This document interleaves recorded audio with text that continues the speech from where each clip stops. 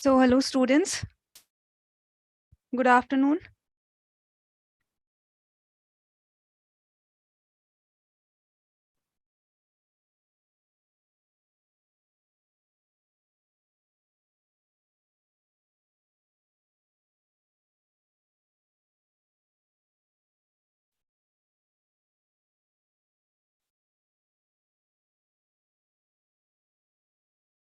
Good afternoon, Chandrika, Kavita, Mayuresh, Mohit. Good afternoon, everyone. So we'll just wait for 1 minute and let other students to be let other students to join. Okay. So till then, I'll be sharing you my screen. So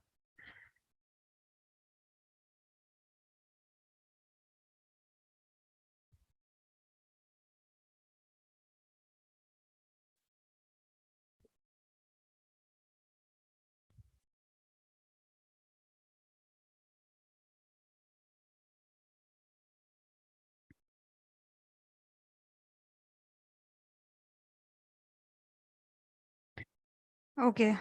So the screen is visible, right? So students, the screen is visible, right?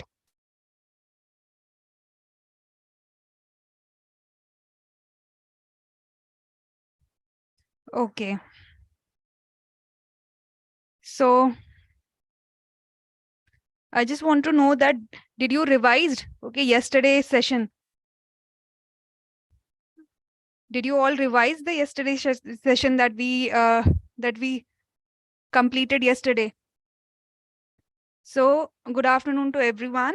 Good afternoon, Akshay, Deepak, Mehulkar, Nikki, Dinesh, Pail, Nikki, everyone. Good afternoon. So students, okay, very good. It's good to know that you people revised. Very good. Okay. So I also wanted to know one more thing. Ki how many of you have a problem in understanding Hindi? So please let me know that how many students have the problem in understanding Hindi. So accordingly, I'll take the session today.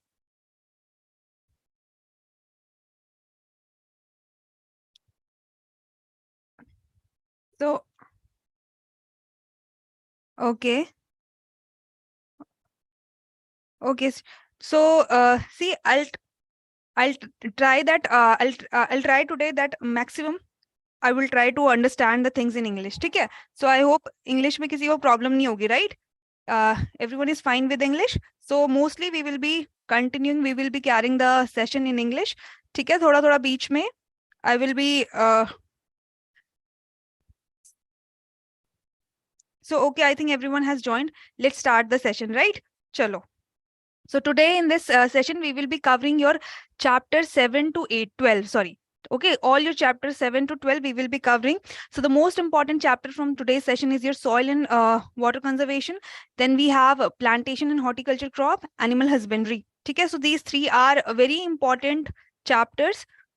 Okay, so today we will be covering all this. So first start with the very important one, that is soil and water conservation. Okay, so what is soil science? Basically, soil science is the study of soil as a natural resource on the surface of earth, including soil formation, soil classification, and mapping. So basically, when we are studying soil, we are studying about the soil as a natural body.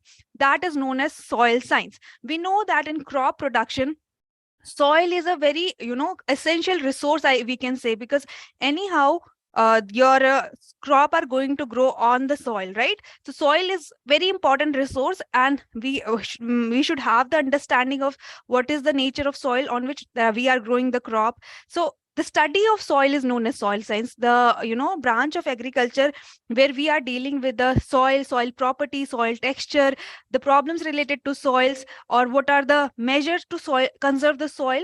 That all is studied under your subject, that is soil science. Okay, so what is pedologists in your soil science can be grouped into under two different groups, that is pedology and edaphology. What is this pedology? In pedology we strictly study soil as a a different group. मतलब we only study regarding soil texture, soil property, while in edaphology we study soil with respect to plants. Okay, what is the relation of soil with respect to plants? We learn all this under your edaphology subject. So Wesley Dokusev, he is known as father of soil science. Very important to know Wesley Dokusev. He is a father of soil science. And what are the different disciplines under the soil science? Is your soil fertility, in which we study about the different nutrients, soil fertilizer that is required in the soil for crop production. Then soil chemistry, all the chemical reactions that is happening in the soil, that is studied under soil chemistry. Then soil physics, soil texture, soil density, soil particle density, bulk density, all these is studied under soil physics. Then soil microbiology deals with all the organism that is present in the soil. And soil conservation means how can we conserve the soil. We study here regarding all the conservation practice that we can follow to conserve soil. ठीक है? And soil pedology is basically when we are dealing with the genesis, formation of soil, on classification of soil. That is your soil pedology. Clear? So chalo. Next we have to learn about the Dokusev, the father of soil science. He has given 5 natural soil forming factor. According to him, according to Dokusev, he said that there are 5 natural things that affect your soil formation. See, soil is formed through a process. Okay? Earlier we have initially we just have a rock, and on this rock several biotic and abiotic factor contribute in the soil formation. Okay? So you have to learn about these factors. So first is biota impact. Biota impact means all the natural organisms that are present over that particular soil, that they have their huge impact on soil formation.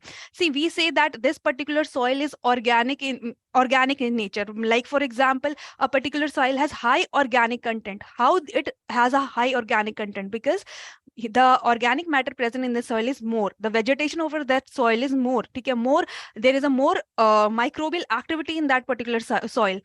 If there is a soil where there is a less vegetation, so obviously the organic matter of that particular soil will be less. So you can see that your vegetation and animals, your biota of the particular region has huge influence on soil formation.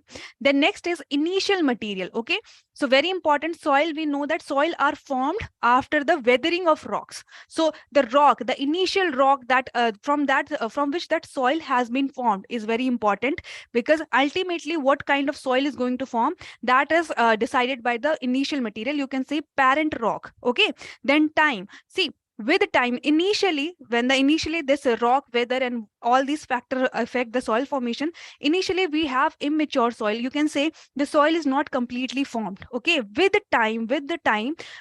weathering process, with all the chemical, physical weathering process that happen over that particular rock or particular soil, it decide ultimately what kind of soil is going to be formed. You can see that the highly weathered soil, those soil which are highly weathered, they are less fertile. Because why? They have got enough time for weathering, and they have got exhausted. Okay, and similarly the newly formed soil or your PT soil, like your organic soil, they are just in the formation of weathering. Like for example, alluvial soil. Okay? Alluvial soil are those soil which are formed from the decomposition of your river. Like for example, there is a river stream, and this river stream is carrying soil particle, and this soil particle is getting decomposed on the river bank. Now this soil is newly formed soil, because these soil particles are just carried away. So you can say we can say that the time duration, okay, the time that that is given to a soil for its formation has its huge impact on its properties as well, right? Then terrain, you can say like relief, topography. What is the topography of that particular region that affect the soil of that particular region? For example, you can see that hilly soils are different than plain soil. Okay, then your desert soil is very different than your is in area where there is a high rainfall. So the terrain of the terrain of that landscape has also the huge impact on the soil formation. And also see, climate impact. ultimately all the chemical and physical processes that happen in soil formation, that help in soil weathering, are you can say the climate act as a catalysis, because climate has the impact. Due to temperature, this rock will break. How this initial material is going to break into the soil? Basically, due to difference in temperature, during day this rock will heat up, during night the temperature will be so cold that due to this differential heating process, this material will break down, right? And ultimately what will happen, this will break down and this will form the soil. So that and also do your precipitation, sometimes you might have seen that when there is a freezing, the water inside the cracks which has developed in these parent material, this freezes, and we know that when water freezes, the volume of water increases, okay? And these cracks become more wide, and thus helping in the weathering process of the soil. So that is how all these things have their huge impact on soil formation. I hope this is clear now, right? Now there are few terms related to soil. First is your pedon. So what is pedon? Basically, it is the smallest volume that can be called as soil. So we know soil is a very huge mass. So smallest volume, you can say like it is a unit of soil, like unit of a body cell, right? From different cell, from million cell, a body is formed. Similarly, a pedon, you can say a cell. You can consider pedon the cell of a soil. Okay? It is a unit of soil. And when such pedon makes up, a group of this pedon is known as polypedon. Okay? A polypedon is therefore defined as a contagious similar pedon bounded on the side. So group of this pedon is polypedon. You just need to know that what is pedon. It is the single unit of soil, and polypedon is group of pedon. Okay, that's the difference here. And like we have a group of cell forming tissue. Okay, group of cell forming tissue, organ, and complete body. Similarly here, a pedon is a unit and group of pedon is polypedon. Okay, chalo. Now now we have to discuss composition of soil. What is composition means? Of which things the soil is made up of. What are the different things from which this soil is being made? So first we have is mineral matter. Mineral matter is basically those matter which has been derived from the mineral rock. Okay. Okay, so those matter that has been derived from the mineral rock, that is your mineral matter. See, usually your soils are formed from the rocks, okay, and your rocks are made up of minerals, right? So what is mineral? Mineral is something which is made up of, like, for example, feldspar is a mineral, okay? Then your mica is a mineral, you can say. Now, what will happen? This is one mineral, but a rock will be formed from the group of minerals. When these group of mineral combine, they will form the rock, right? So ultimately when this rock weather and form the soil, the mineral matter of that rock will determine what kind of soil is being going to be formed, right? So in soil, if we talk about the composition, this mineral matter is 45% of mineral matter is present. Okay, if you take a soil, if you take a handful of soil, so in that 45% will be the mineral matter present. Then we'll have the organic matter. Only 5% organic matter will be present. See, organic matter is mostly present on the top soil, because due to organic due to later decomposition, or due to whatever the organic waste that is present on the surface. So only 5% of your soil, only the out of all your soil, only 5% we have the organic matter. Clear? Then in soil we have air, space, as well as water. So this is 25%. So 25% your space are filled with the air, and 25% space are filled with the water. Okay? If you have if in question it asks you what is the percentage of mineral matter, then you should know it is 45%. Then if it is asked to you what is the percentage of organic matter, then it is only 5%, and 25% air and water respectively. Clear? So that was the composition. Now we will talk about the soil profile.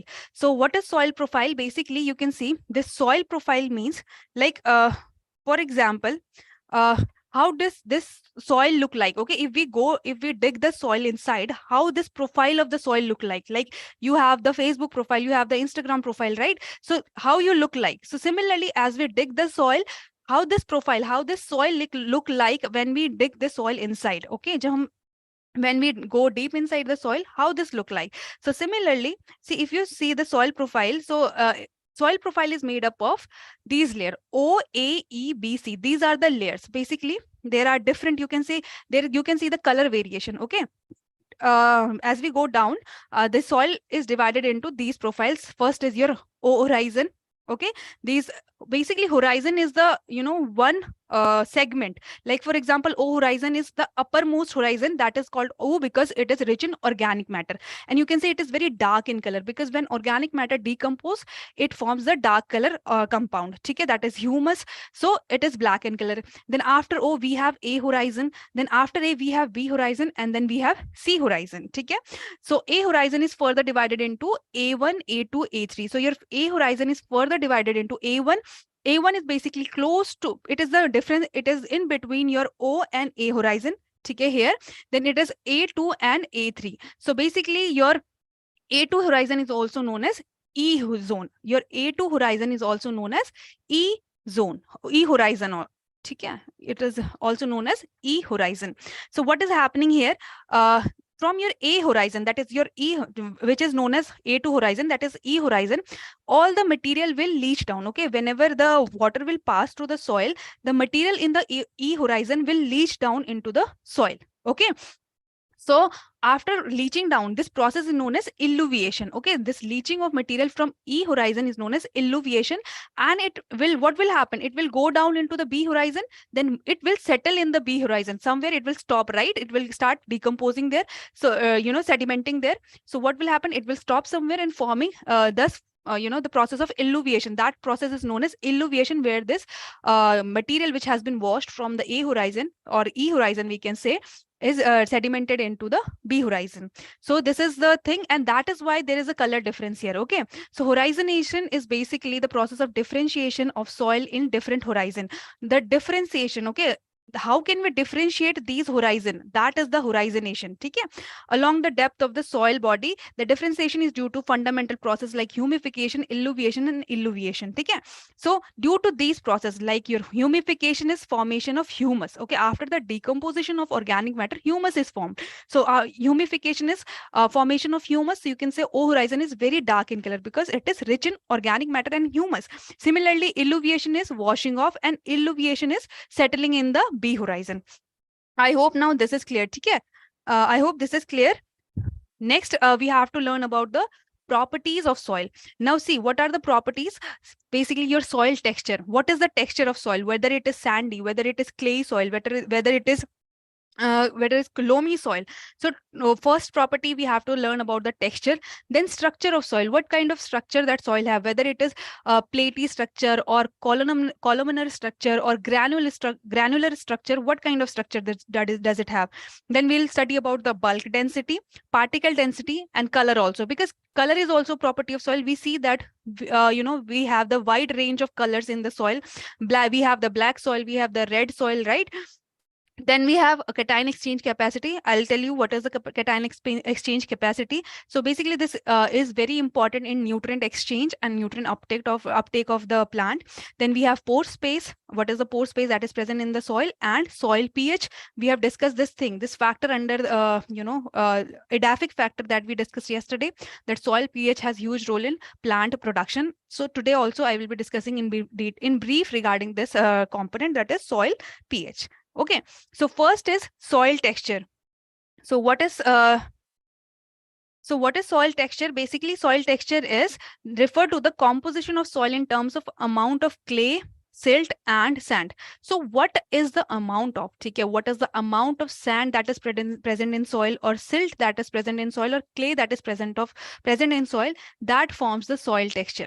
So it's not like that your sandy soil will not have the clay particle. It will have, but majorly the major composition of the sandy soil is sand particles. That is why it is named as sandy soil. Okay, in your silt there will be particles of sand, there will be particle of clay, but majorly silt component is present, the silt texture is present.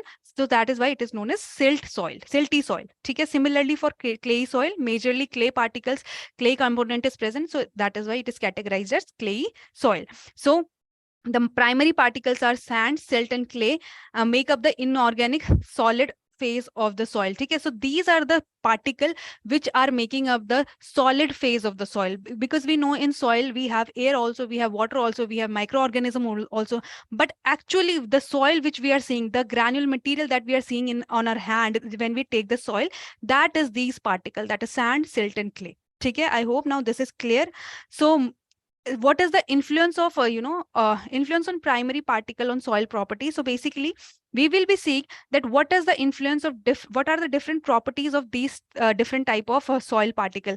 Like for example, if we talk about water holding capacity, okay, you might have seen that if you pour water on sandy soil, it get quickly absorbed and it get quickly drained out. Okay, so because why so? Because it has low water holding capacity.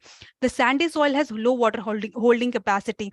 Why? Because the pores here are of big size. Okay? The pores of sandy soil are very big as comparison to other textured soil.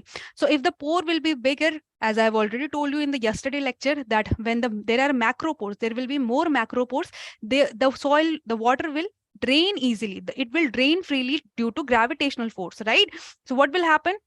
The water will drain down with the gravitational force, and will it will not have the holding capacity. So that happened in your sandy soil, that it has the low water holding capacity. Then if we talk about silty soil, they have medium to high, they are intermediate in between sandy and clay in terms of water holding capacity. And talking about clay soil, so as the number of micropores are very high in the clay soil, so the clay soil has maximum water holding capacity. So see, if we see that if we see that generally it is seen that sandy soil and clay, if we see that sandy soil and clay soil, we can imagine that macropores are more in sandy soil. So you can assume like if there is more macropores, then there will be more water going inside the sandy soil. But here we are talking about the water holding capacity. Holding capacity means how much water that type of soil is holding.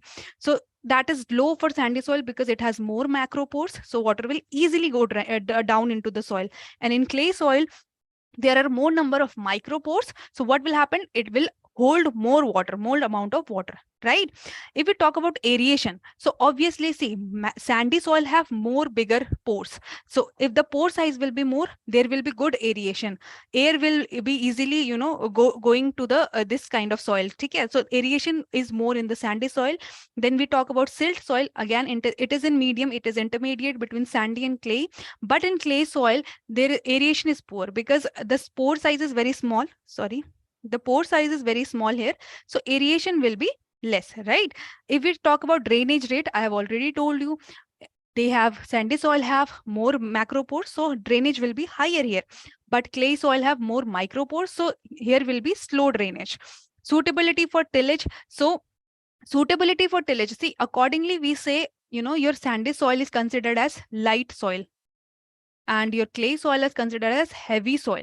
Why? Because when we do tillage operation in the sandy soil, okay, the soil is very, what we can say, it is very light, and we do not have to face much obstruction during tillage operation. So here suitability for tillage is good in sandy soil because it is very light soil, right? But in case of clay soil, it is very heavy soil because when we do tillage operation, you can see that the mud is adhered to the all of the tractor, all of the part of the tractors, because this type of soil is very heavy in nature. So that is why if we talk about in terms of suitability, so for tillage, sandy soil is good, but clay soil is poor, right? Availability to store plant nutrient. See, sandy soil is poor in terms of storing the plant nutrient, while your clay soil is, your clay soil is have the high nutrient holding capacity as well. So why this? Because the clay soil have the more good texture, they have high cation exchange capacity, that I will be telling you later. So that is why they have good ability to hold nutrient. So that is why, that's the difference between, so that's the difference between your sand, silt, and clay, different types of properties. So from here, the question might come like, which kind of soil texture have more water holding capacity? So the answer here will be high. Similarly for aeration, drainage, and availability store plant nutrient. So you can see such question in exam. Now let's see textural class of soil. See, it's not just that we have only three types of soil, three texture of soil, that is silt, loamy, or clay. We have 12. We have 12 textural class of soil.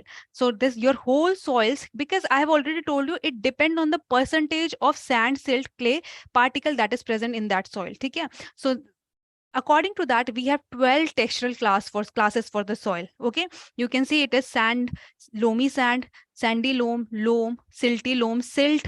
So it is basically depending upon the percentage. You can say percentage of sand, silt, clay. What is the percentage of sand, silt, clay that is present in that particular soil? On that, it is depending that whether we are saying it sandy soil. See, in loamy sand, we know that sand and loam percentage is high, so clay is less, so we are saying it's loamy sandy soil. So here you have to remember the percentage range for at least sandy soil, loamy soil, silt soil, and clay soil. Okay, so these are very important. You have to remember, you have to know that there are 12 textural class. Okay, you have to at least know that there are 12 textural class, and you have to remember the percentage range for sand, loam, silt, and clay. Okay, how in sand, what is the percentage of sand particles? In clay, what is the percentage of clay particles, and so on. Okay, you have to remember these things. Next, we'll talk about the soil structure. So we have basically four type of major soil structure. First is our platy, second is prismatic, third is blocky, and fourth is spheroidal. So based on the structure, based on the how the soil is appearing to us, what is the structure of soil, it has been divided into these four groups. So in platy soil, what is happening? See, for example, like a plate, okay, you can see here. So this height of height will be less, but the length and diameter, length and width will be more. So this appear like a plates. These soil appear like a plates, like, so they have the plate like structure where their horizontal dimension is more but vertical dimension is less. Okay, vertical height is less but horizontal dimension is more. So such soil which have such kind of structure is known as platy soil, right? Then we have prismatic. Under your prismatic, uh, so so you can consider it. So they have sharp edges. Prismatics have sharp edges like this, and you can consider this. So they have this type of structure. Okay, so here you can see the horizontal dimension is less but vertical dimension is more. Okay, horizontal dimension is less but vertical dimension is more, which means vertical height is more. Here vertical height was less, so that is why it appeared like a plate, so platy structure. But in prismatic, horizontal height is more, but sorry, vertical height is more but horizontal dimension is less. So you can consider this as a you can call the such type of structure as a prismatic structure. Okay, in prismatic we have sharp edges. Okay, prismatic like a prism. If you have seen ever a prism, so prism mein kya hota hai? There are sharp edges. So here we have sharp edges. If there is no sharp edges, like for example, if there is something like this structure, then it is called as cuboidal. So basically cuboidal and prismatic are same thing. Cuboidal but cuboidal has some roundish structure, while prismatic have sharp edges. Okay, but and next is blocky. In blocky, your horizontal block is just make a cube. So in blocky, what is happening? Your horizontal and vertical dimension is almost similar. Okay, it appears like a block. So that is why it is known as blocky.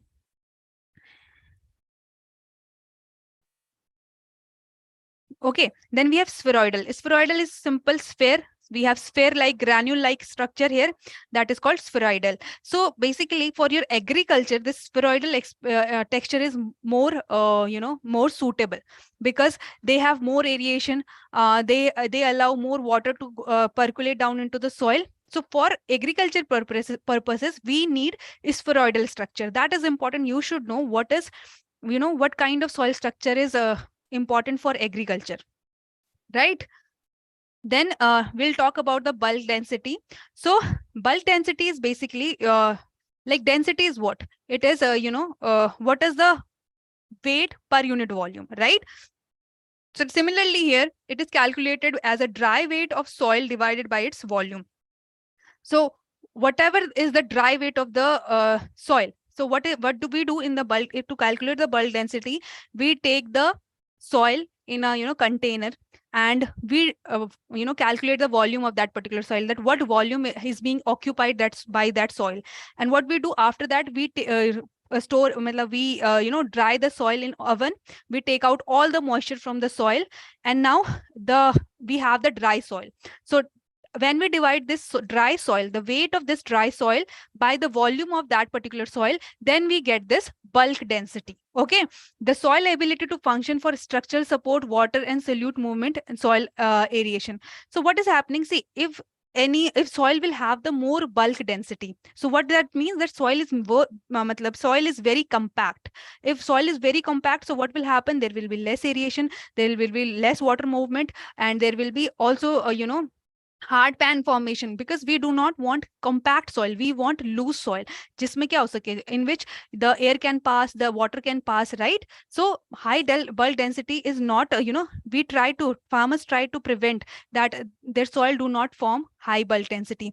But due to continuous tillage operation, due to all the tillage operation, or due to all the agriculture practices that we are doing, the bulk density of soil start increasing. So we have to make sure that bulk density of soil should be less, okay, in order to promote aeration, in order to promote soil water movement. So see, here you will see that if there is a lower bulk density, which means lower weight, and there will be more pore space. But if there will be high bulk density, the pore space will be less. So that, which is not suitable for agriculture, right? So if we talk about here, what is the important thing, that you should know what is the bulk density of different textural class of soil. Like for example, sandy soil, for sandy soil, the bulk density is 1.6 gram per cc. For silt, it is 1.3 gram per cc. For clay, it is 1.1 gram per cc. ठीक है. While if we talk about pore space in percentage, so sandy soil have 40% pore space, while silt has 50% pore space, and clay has 58% pore space. Now you will be like, ma'am, more number of macropores are present in sandy soil. So why the pore space is less here? See, students, pore space is combining your macro as well as micropores. So comparison to the macropores, clay soil has many micropores. So overall porosity of your clay soil is more. See, this is also very important to know, that porosity of clay soil is more, because here if we compare the macropores and micropores of sandy soil, so clay soil have more number of micropores. The number of micropores is more in clay soil. So porosity of clay soil is more. Okay, that is a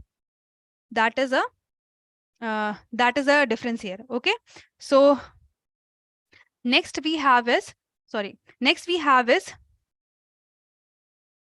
see, tillage lead to high bulk density. See, we can say that, see, if we talk about upper layer of soil now, so when we are doing tillage, so what will happen? The upper layer of soil will become loose. But if you talk about the lower layer of the soil, so it will, in the bulk density will increase. So you will see upper layer, the tilth which you have created, you will see it is loose, fragile, and bulk density is low. But if you talk about low, soil that is beneath that tilth layer, so what will happen? The bulk density will increase due to, it's not like that with one tillage you will get the high bulk density. Your soil will have high bulk density. I'm telling this with respect to that continuous tillage. If we are doing continuous tillage for so many years, then it lead to the high bulk density in lower layer of the soil. So what will happen? If lower layer of the soil will have high bulk density, it will form hard pan, and it will not allow water to percolate down into the soil. I hope, Mayuresh, it is clear, right?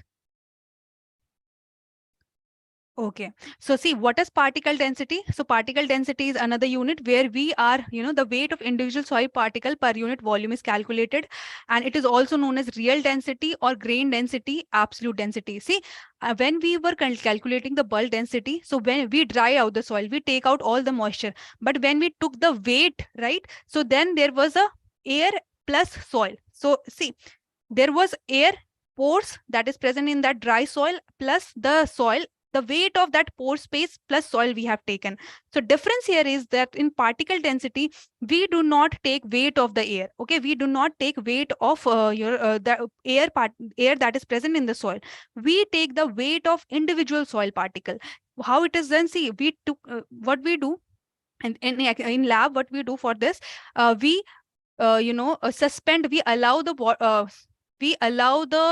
this soil to suspend in the soil, oh sorry, suspend in the water. So what will happen if we allow it to suspend in the water? All the air will escape, okay, right? So the soil will settle here, and then we take the weight of this soil. So basically here, weight of individual soil particle, that is the difference between bulk and particle density.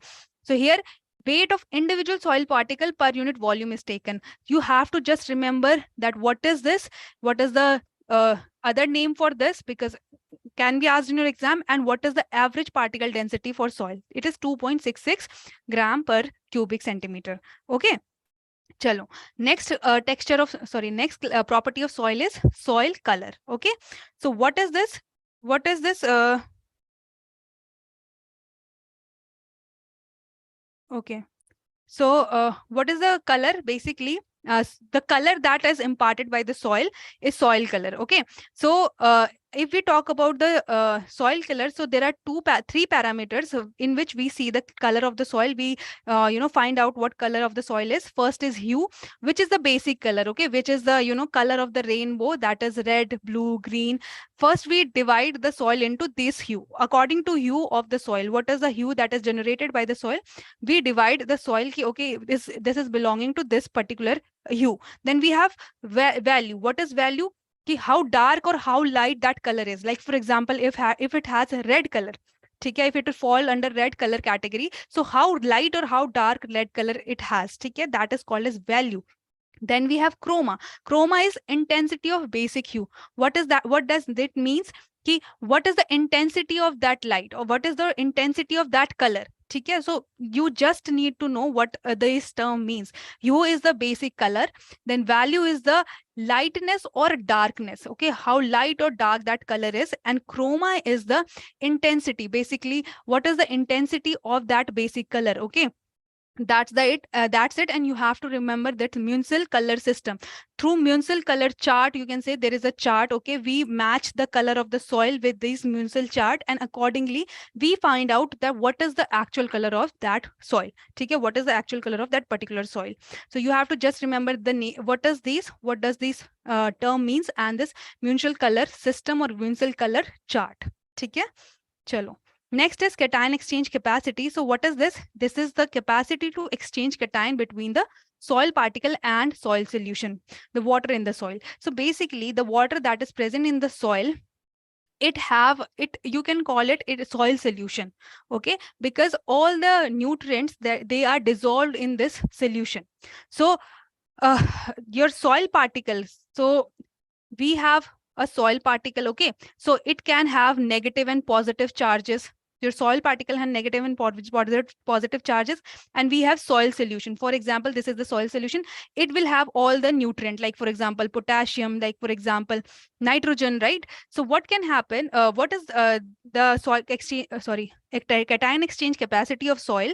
Basically it is the capacity to exchange cation between the soil particle and the soil solution.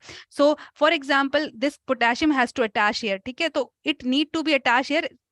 So how can it is the capacity of soil particle ki ye soil jo particles hain, how they are attracting these cations from the soil solution. That is just a capacity, because see, if the soil particle will have more cations from the soil solution, it can easily give it to the roots. It can easily give it to the roots of the plant. So plants, if the soil will have high cation exchange capacity, so that means it has more nutrient which is available to the plants. Okay, so that is the desirable characteristics of soil, that any soil should have the high cation exchange capacity, because your roots are going to absorb the cations from the soil, right? So if the soil particle will have more nutrient that it has exchanged from the soil solution, then only it will be able to pass this nutrient to the root of the plant. Clear? So cation are held by negatively charged particle of clay and humus called colloids. So basically these cations which are held by the clay or humus, they are known as colloids. Okay, these are known as colloids, and there are 5 most abundant exchangeable cations, that is calcium, magnesium, potassium, sodium, and aluminum. Clear? So student, you just need to know, you should just need to have the idea that what is cation exchange capacity. Okay, what is cation exchange capacity and what is colloids. That's it. Clear? Chalo. Next we have is soil pore space. Now pore space is also very important because it also it also influence the growth of the plant, as we discussed yesterday, that how soil pore space, that if the soil will have more pore space, so it will have the more water holding capacity, it will allow more water to percolate down the soil, and it will allow plant to grow, it will allow plant to absorb more moisture. So pore space is very important. As you can see in the picture, if any soil that do not have any pore space, that is called as non-porous or non-permeable, which means it is not allowing, it is not permitting water to go down into it, right? So there is, it is called non-porous, means there is no pores. Then if the soil is porous, see, you can see unconnected pore space. So the pore space should be connected, means they should connect, they should be connected. If there will be unconnected, so what will happen? Still the permeability will be not so good, right? So it should be connected pore space and permeable. That makes the soil more permeable. Now your pore space can be classified into 5 categories based on their diameter of that particular pore space. So macropores are basically having diameter 75 to more than 5,000 micrometer. Similarly, mesopore 30 to 75, micropore 5 to 30, ultra microscopic 0.5 to 5, cryptopores less than 0.1 micrometer. Okay, so you can skip this thing because I don't think this will be asked ki what is the pore size or pore space of a macropore, mesopore, but just have the rough idea. You can make a table, you can make a table like this, okay, and write macropores and the range, then similarly mesopore range and so on, right? Chalo. Next important is your soil pH. So see, soil pH is also very important. So soil pH is also very important, characteristic, I would say, property of a soil, because your crops that grow in the soil should optimum pH is required. Optimum pH is required for each crop to grow in the soil, right? So see, we cannot change the pH of the soil, but we can know what is the pH of soil, and accordingly we can plan that what crop can be grown best on that particular soil, right? So soil pH is basically how acidic or how alkaline your soil is. If you know about this chart, so basically pH chart, so from 1 to almost 1 to 7, it is considered as acidic. Below 7 is considered acidic, 7 is considered neutral, and above 7 is considered alkaline. Okay, so in acidic environment, if you have the acidic soil, so there will be a nutrient deficiency of iron, magnesium, aluminum, because your nutrient which are available in the soil is also depending on the pH of the soil. Okay, so कौन सा nutrient is present at that particular in that particular soil will be affected by the pH, because if there is an acidic soil, you will see there in these soil there will be deficiency of iron, magnesium, and aluminum. So ideal pH for plant growth is basically 6 to 7.5, or you can say 5.5 to 7.5. Okay, this is the ideal pH, because in this range almost all nutrient can be found. Okay, next is if the soil is highly alkaline, so you can find there will be a deficiency of CO3, carbonate, bicarbonate, and sodicity. Sodicity is basically soil is very alkaline, so बहुत ही ज़्यादा alkalinity, there will be more salt content in the soil. If there will be more salt in the soil, what will happen? It will ultimately affect the root system of the soil, and it will affect the plant growth, right? Chalo. So here what we can do for the salty soil, for the alkaline soil, we can grow the variety that are salt tolerant. Clear? So this is it. Next we have to discuss, see, these are the list of crops and the pH. Okay, the optimum pH for these crops. So just have the idea. See, for rice, the optimum pH is 4 to 6. See, a little slightly, it is little in the acidic side. Why?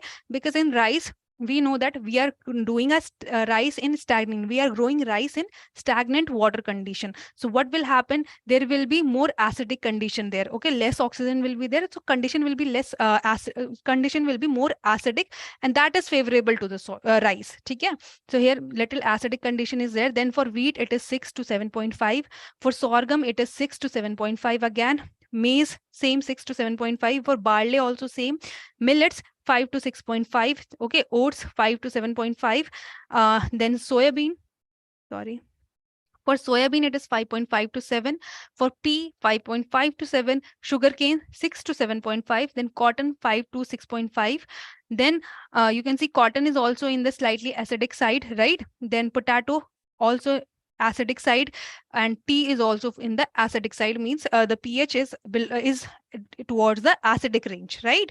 So you should have the idea, general idea, that what is the optimum pH of these crop at least.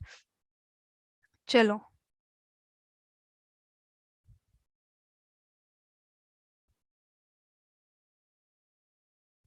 Next we have is modern classification system. See, soil has been classified on various bases. Okay.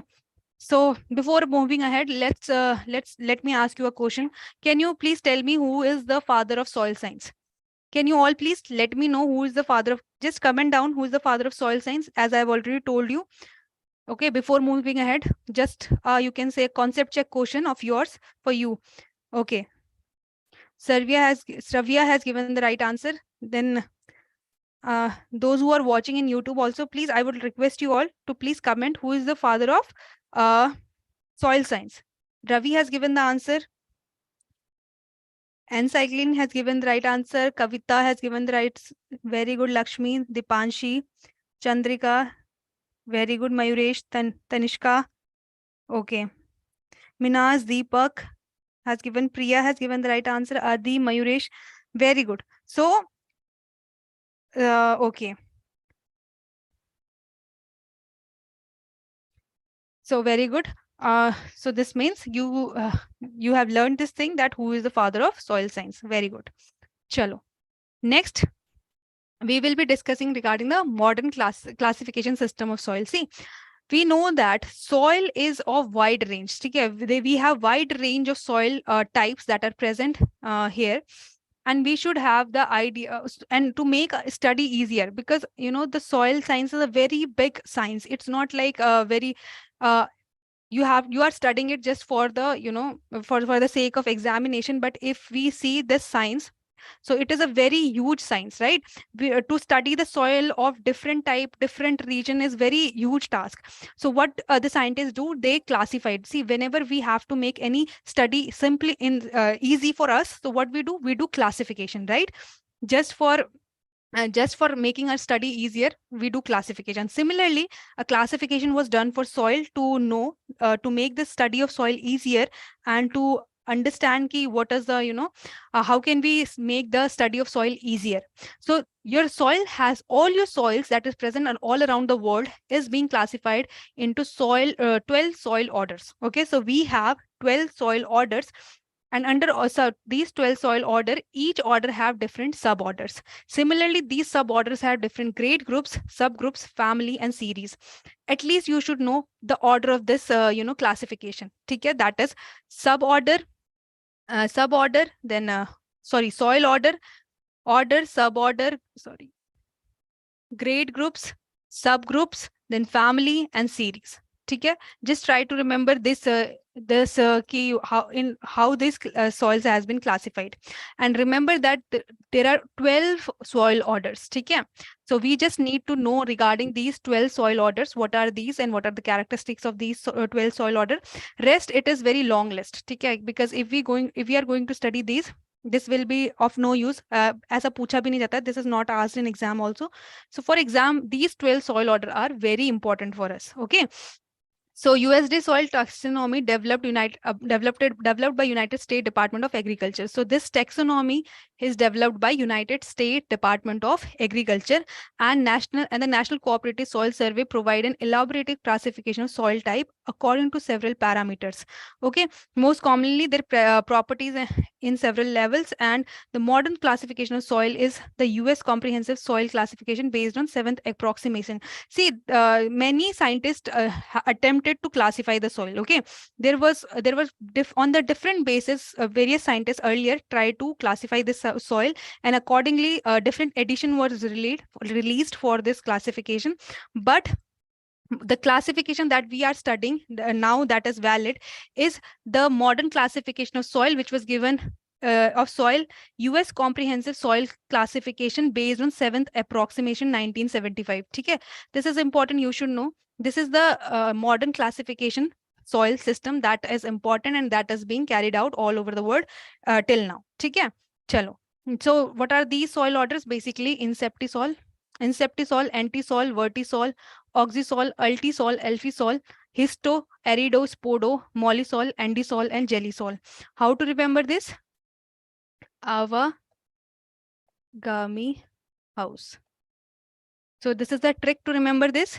A is for your alfisol, aridisol, and andisol. Okay, so these three A for this, then V for vertisol, G for gellisol, then your M for mollisol, I for inceptisol, then H is histosol, O is oxysol, U is ultisol, S is spodo, and E is antisol. So through this trick you can remember, that is Avagami house. Okay, if you want to note it down, you can note it down. So this is the trick, you can say, how you can remember all these soil orders. Now we have to study regarding characteristic of each soil order. So first is your inceptisol. So inceptisol, this inceptisol term has been taken from a Latin language, which is inceptum, which means beginning. Okay, it means beginning. So why it is called so? Because this soil have moderate degree of soil development, because here the development is very moderate level. Development means as the soil is being formed from the regolith means unconsolidated mass, okay, that break down and form the soil. So there, if we see, there are highly developed soil means highly weathered soil, while your incepti soil is just in the beginning of development. That is why it is known as inceptisol. Okay, you have to remember here that it is a Latin word, and it means inceptum means beginning. It is, just in the beginning of development. So that is why there is a moderate degree of soil development, means there is a moderate soil development. It has not developed completely. So lacking significant clay accumulation in the subsoil. Okay, so this is the inceptisols. Clear? Next we have to know is antisol. What is antisol? So in inceptisol, there is some level of development. Okay, there is a moderate level of development, but in your antisol, there is no soil development. You have to remember here that in your antisol, there is little or no soil development, while your inceptisol has just begun to develop. Okay, that's the difference here. Okay. So Abhinav, see, you will be getting this lecture in recorded form as well. Okay. So don't worry, you will be getting this lecture in recorded form. So you can just watch later on. Okay. Chalo. So in antisol, as I was telling you, there is little or no soil development. Okay. Okay. Other than the presence of an identifiable top horizon. Okay. There is a presence of top horizon, otherwise there is no development. These soils occur in area of recently deposited sediments. Now, as I was talking to you about alluvial soil, what was happening there? There was the, sediment was decomposing. So all the sediment that is being taken out, that is being carried out by the rivers or, any flowing stream, they are being sedimented. So that is why, see, they are being sedimented to new place now. So they are not forming any, there is no development because they have just sedimented, right? So your alluvial soil is formed from this group. Very important to know, very important to note that from your antisol, alluvial soil is formed. Clear? So that was about inceptisol and antisol. Clear? Next we have is vertisol. So what is vertisol? Basically, the black soil are formed from this order. Okay, soil order. This is the soil order. Very important order. Okay. From this vertisol, your black soil is formed. Okay. So this vertisol has been taken from a Latin word verto, which means turn. Why it is called so? Because this soil have the swell shrink property. When the soil is irrigated, it swells up, okay, due to high clay content. The soil is highly it have high clay content, and it swells up. And when there is this soil dries, it form it shrinks and form cracks. So you can see, due to this swell shrink property, there is a churning in this soil. Okay, so they are called as, these soils are self till soil also. We can say that these soils are self tillage soil also, because here, due to expansion and swelling and shrinking, these soils are churning soil and turning themselves, right? That is why it is called verto, means turn, right? They are highly fertile because they have high clay content, and we know that your black soil is suitable for cotton production. So that is why it is also known as black cotton soil. Clear? So I hope this is clear, right? So till now, everything is clear, right? If any one of you have any query till now, just ask. Just ask me if there is any query. Vishal, see, we have not shifted the timing. I have provided the recorded lecture in the 2 p.m. classes. Yes, Sandeep, all the soil science will be covered in this class. Okay. Yes, Preeti, PDF of this class will be available in the Telegram. So all soil order is important. See, Ravi, at least those I'm talking about, like your vertisol, inceptisol, antisol, those I'm marking, I'm making the star. Wherever I'm making the star, these are important for your exam. Okay, see, the thing which I'm discussing, Ritika, are the key point. Like, for example, in inceptisol, you should know that it is also known as inceptum, which means beginning, moderate degree of development. That is important here. Then from antisol, no soil development, alluvial soil is formed. That is important. So all those things that I'm highlighting, they are important from that particular soil order. Okay, and where I'm making this star, that means they are very important for your exam point of view. So is there any other query? So Sandeep, I am able to read your comment. Just if you want to say something, comment in the live chat box. Ma'am, the PDF of the last class was uploaded today in the morning. If possible, can it be uploaded little bit early, just after class? Okay, Kavita, I'll talk regarding this if they can. So I'll just ask them to upload just after this class. Okay. Chalo. Anything else? Anything else? Anyone want to ask? Okay, Dipanshi. Chalo. Next is your oxysols. Okay. So oxysols क्या होते हैं? Basically, your laterite soil are formed from from altisols and oxysol soil group. So these are highly weathered soil. As I was telling you that they are the advanced soil. You can say they have got so much time for weathering, and for after so much weathering, and they have got so much time for weathering, they are formed and are highly weathered soil. So and your laterite soil is formed from the altisoil and oxysol soil order. Okay.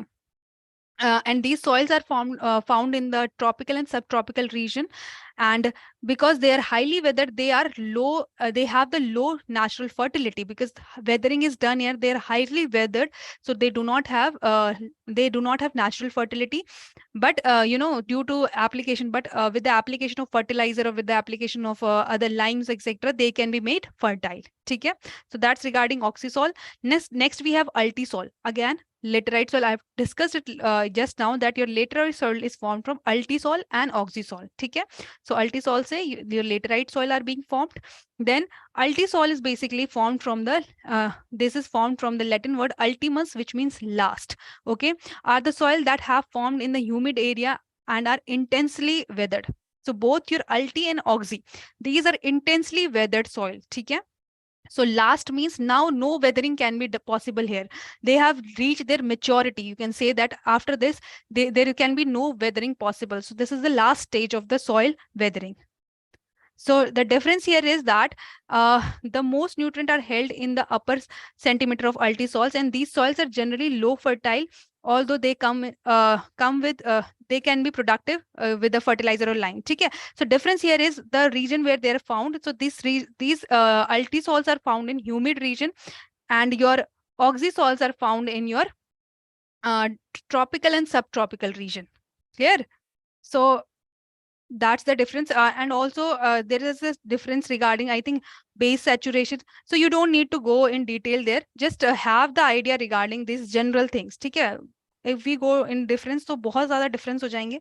So just जो basic चीज़ें हैं उसको ध्यान रख लो कि okay, जो laterite soil का मतलब क्या है या अल्टी सॉइल का मतलब क्या है, किससे बनती है, that's it.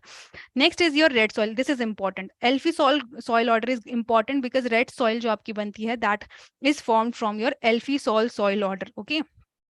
So basically, alphy-sol from the soil science term pedophile. Okay. Your alphy-sol has been taken from the soil science terms, that means pedelfer. Okay. Which means aluminum and iron. That is rich in aluminum and iron. Okay. So this is similar to altisol, but it is less intensely weathered and less acidic. They are relatively young soil. So basically they are relatively young soil as compared to altisol or oxysols. Just the thing which you have to remember here is that your red soil is formed from the alphy soil order, and they have red color due to iron oxide. Okay. Due to presence of iron oxide, they have the red color. Okay. This is important to know. Next we have is histosols. So histosols is basically taken, this term has been taken from the Greek word histo, means tissue. Why so? Because in these soil, they have, they have a high organic matter. Organic matter means tissue, right? So they have high organic matter, that is why it is known as histosols, which means tissue. So organic matter, for this soil, you just need to remember that these have high organic matter, and these are found in extremely wet areas or underwater. See, in wet areas, what is happening? There is no aeration, so there will be no decomposition. So what will happen? Your organic matter will accumulate there, right? So that is why in these histosols, there is no aeration and no weathering, no decomposition that is happening. So these are rich in organic matter. Then we have is aridisol. Aridisol is basically, this is also important. See, aridisol, from aridisol, you have to remember that it means, aridus means dry. Okay, this means dry. So basically this soil is formed in the arid condition, like for example your the desert region like Rajasthan, they have this kind of soil which is known as aridisol, and aridisol often contain accumulation of salt, gypsum, carbonate. So in this soil, your salt, gypsum, carbonate, they tend to accumulate. Salt content is more in your aridisol, and they are found in hot and in cold desert worldwide. So jahan pe bhi aapke, where there is a hot and cold desert, like for example Rajasthan, there is a desert region, so this aridisol is formed. So aapka jo sandy soil hai, that is formed from this aridisol soil order. Okay. Now next is your spodosols. So you have to remember that these spodosols are not found in our country.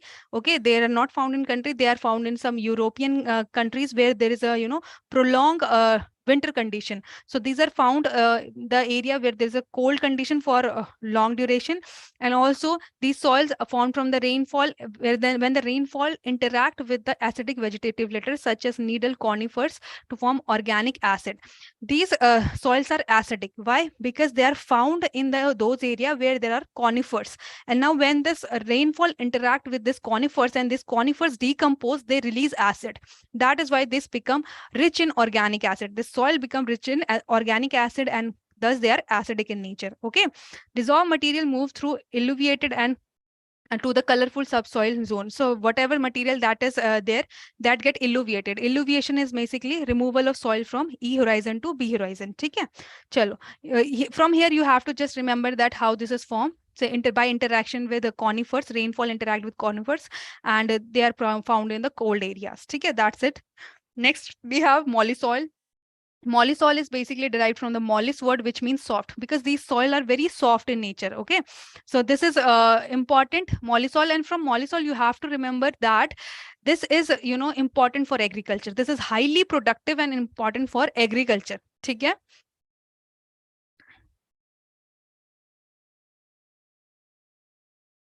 important for agriculture and highly productive soil. ठीक है? So they are, rich in chemical bases such as calcium, magnesium, and they are found in climate where there is pronounced dry season. ठीक है? So these soils are very soft. You have to just remember for molly soil means soft soil, important for agriculture and highly productive. That's it. Next we have is andisol. Andisol is basically, this andisol term has been taken from endo, which means black soil. Not exactly black soil. See, you can volcanic soil. So though the color of this soil is also black, but andisol is basically formed from the volcanic material. Okay, and this soil is also fertile after weathering. This form of fertile soil. So these are also fertile, but you have to know that this andisol is formed from the volcanic material after the weathering of volcanic material. That's the thing which you have to remember for andisol. And for jelly soil, you have to remember that these soils are formed in the area where there is a freezing condition. Okay, so where there is a very freezing condition like your Arctic, Antarctic Ocean, this soil which is present is jelly soil. Okay, that is the jelly soil order is present there. Clear? I hope now this all are clear to you. Now we have to discuss next is type of soil that are present in India. In India, we have alluvial soil, black soil, red soil, laterite soil, forest and mountain soil, arid and desert soil, saline and alkaline soil, and peaty and marshy soil. Okay, so what are these? First is your alluvial soil. Alluvial soil, I have told you, it is formed from antisol soil order. So after sedimentation of all the soil material in the around the river or streams, that forms your antisol or alluvial soil, right? So basically, this is the largest soil order that is present in India. You have to know this, and you have to know that the largest area of this is in UP. ठीक है, उत्तर प्रदेश में सबसे ज्यादा है your alluvial soil. Then large variety of rabi and kharif crops such as wheat, sugarcane, cotton, these grow on this type of soil. Then we have next black soil. But black soil we have discussed, it is formed from the vertisol soil order. ठीक है, कहाँ पे होती है? It is found in your Maharashtra, Madhya Pradesh, Gujarat, Andhra Pradesh. In such region, your black soil is found. See, Maharashtra is, in Maharashtra, cotton production is good because there is a black soil. So you can relate like this and you can remember that this black soil is found in Maharashtra. Okay, so here cotton, sugarcane, jowar, tobacco, wheat, such crops can be grown on the black soil. Next we have is red soil. So red soil is basically, we have discussed, it is formed from alphisol soil order, right? So this is found in, Deccan Plateau, eastern and southernmost Deccan Plateau, Odisha, Chhattisgarh, and wheat, rice, cotton, sugarcane pulses, they can be grown on red soil. Then we have laterite soil. So laterite soil are formed from oxysol and altisol soil order, right?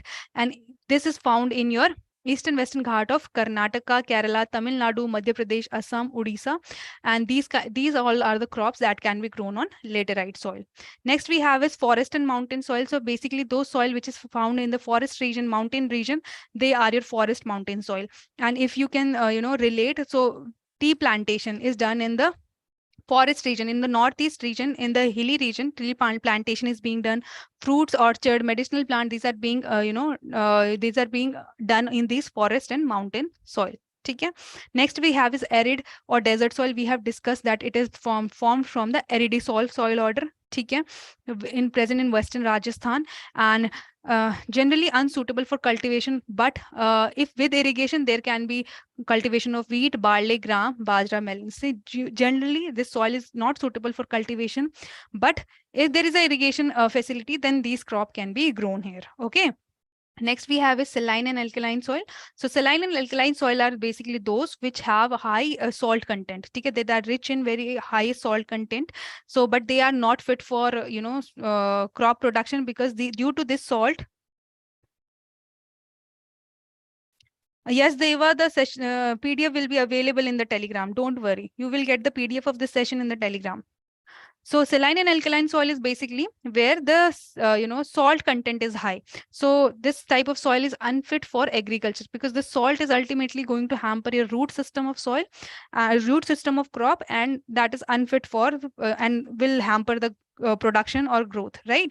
Then we have peaty or marshy soil. Basically, this soil is present there where there is a high organic matter content and there is a decomposition. Decomposition is not possible, like in your Sundarban areas of West Bengal. So wahan pe there is a marsh-led condition, right?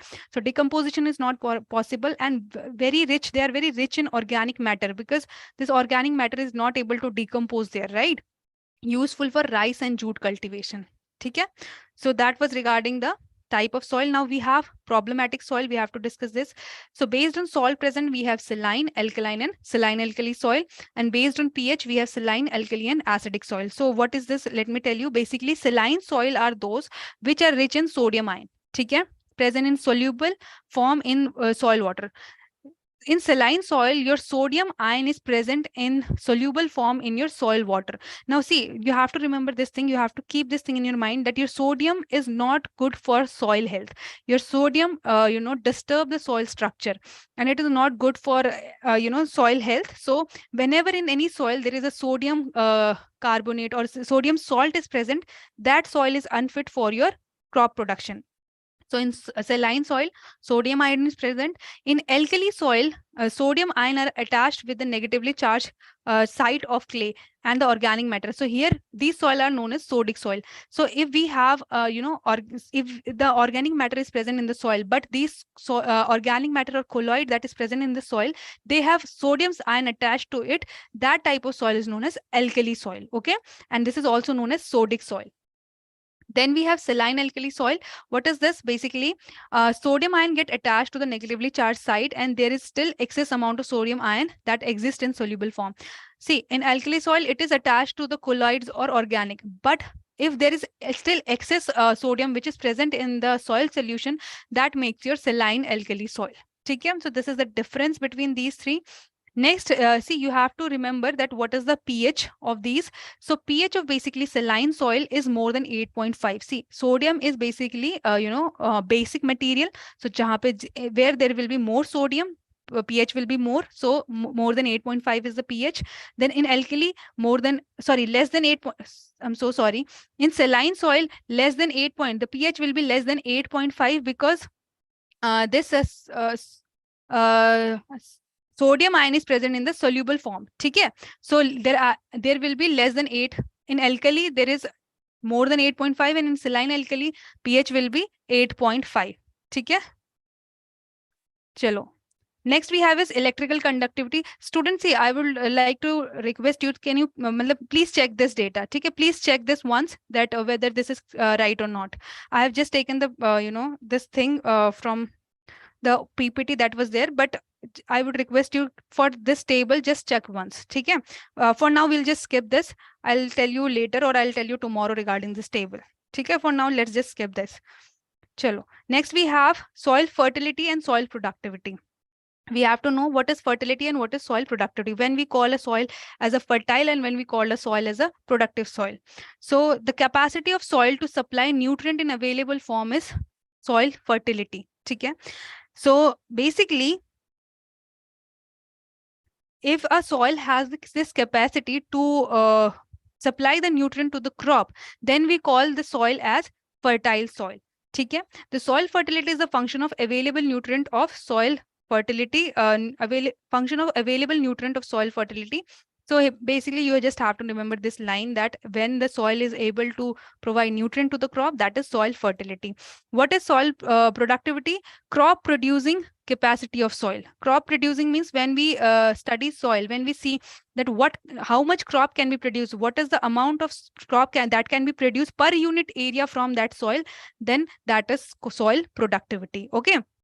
So soil productivity is the function of soil fertility, management, and climate. And soil productivity, so that is the same. Soil productivity is the function of soil fertility, management, and climate. Okay. So your productive soil are fertile, but all your fertile soil are not productive. You can say that all your productive soil are fertile, but all your fertile soil cannot be productive. Okay. Chalo. Next we have to So yes, all productive soils are fertile, but all fertile soil may not be productive. That's the thing. Next, we have to discuss essentiality of plant nutrients. So this was given by Anand and Stout. That's the thing which you have to remember. Who gave this essentiality of nutrient? So he proposed some criteria of essentiality. Okay, if you have heard about these. So basically, first was a deficiency. We call an element as essential element, plant nutrient element, if the deficiency of this element result in failure or to complete the life cycle. See, if the plant is not able to complete the life cycle, if if there is a deficiency of a particular nutrient, and due to that the plant is not able to complete the life cycle, then that is the first criteria of essentiality. Okay? Next criteria is that deficiency of that particular element cannot be corrected by supplying any other particular element. Okay, sometime if there is a deficiency of particular element, so we can supply some other for the deficiency. But if we call that if that nutrient deficiency cannot be compensated by any other element, then that is the second criteria. And third is that it is directly involved in the nutrient and metabolism plant. That element is very important for the nutrition and metabolism of that particular plant. So if any element satisfy all these three criteria, that element is known as essential element, right? So this is the criteria of essentiality of element. You should essentiality of mineral, and you can remember that it was given by Anand and Stout. Okay. So based on that, we have basic nutrient, macronutrient, and micronutrient, and beneficial nutrients. Okay? So this is the general classification. So see, basic means that nutrient which we are getting from air or water, like your carbon, your hydrogen, your oxygen, that is present everywhere, right? So this we get from air and water. Now your nutrient from soil or lime or from fertilizer, which we are getting, they are categorized as primary, secondary, and micronutrient. So under your primary nutrient, we have nitrogen, potassium, phosphorus. Okay, these are primary nutrient. Then we have secondary nutrient, calcium, magnesium, sulfur. So primary and secondary are categorized based on the amount of that particular nutrient which is required by plant. So primary amount of primary nutrient requirement is more as compared to the secondary nutrient, right? Then micronutrient, these amount of these micronutrient required by plant is in ppm. Okay, so very less amount of micronutrient, very less amount of the element is required, like your boron, chlorine, all your micronutrient like boron, chlorine, copper, iron, magnesium, molybdenum, zinc, nickel.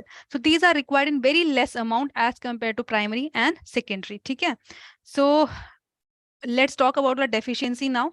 So if we see deficiency on the older leaf, you can categorize this. See how you can categorize the deficiency. This is the general categorization. I'm not saying it that you should you can just to remember. If you want to know how this deficiency deficiency can be identified in the plant, so first what we do, we look that whether this deficiency is coming on the old leaf or new leaves. Okay? If it is coming into the old leaves, then we consider, okay, it can be due to nitrogen, phosphorus, potassium, magnesium, or molybdenum. Now these are the all elements which are mobile. If they are mobile means if there will be deficiency, all the nutrient will run to the growing part. Then the older part will start showing the deficiency symptoms, right? So that is a now you have to so all these elements are are showing the deficiency in the old leaves. Now if there are dead spot, which that you can see in the leaves, then that is due to potassium and molybdenum. And if there is no dead spot, then this deficiency is due to nitrogen, phosphorus, and magnesium.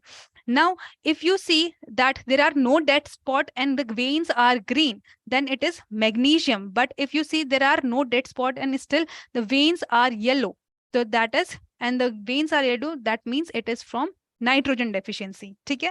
Similarly, if you see deficiency in new leaves, so it could be due to iron, magnesium, copper, sulfur.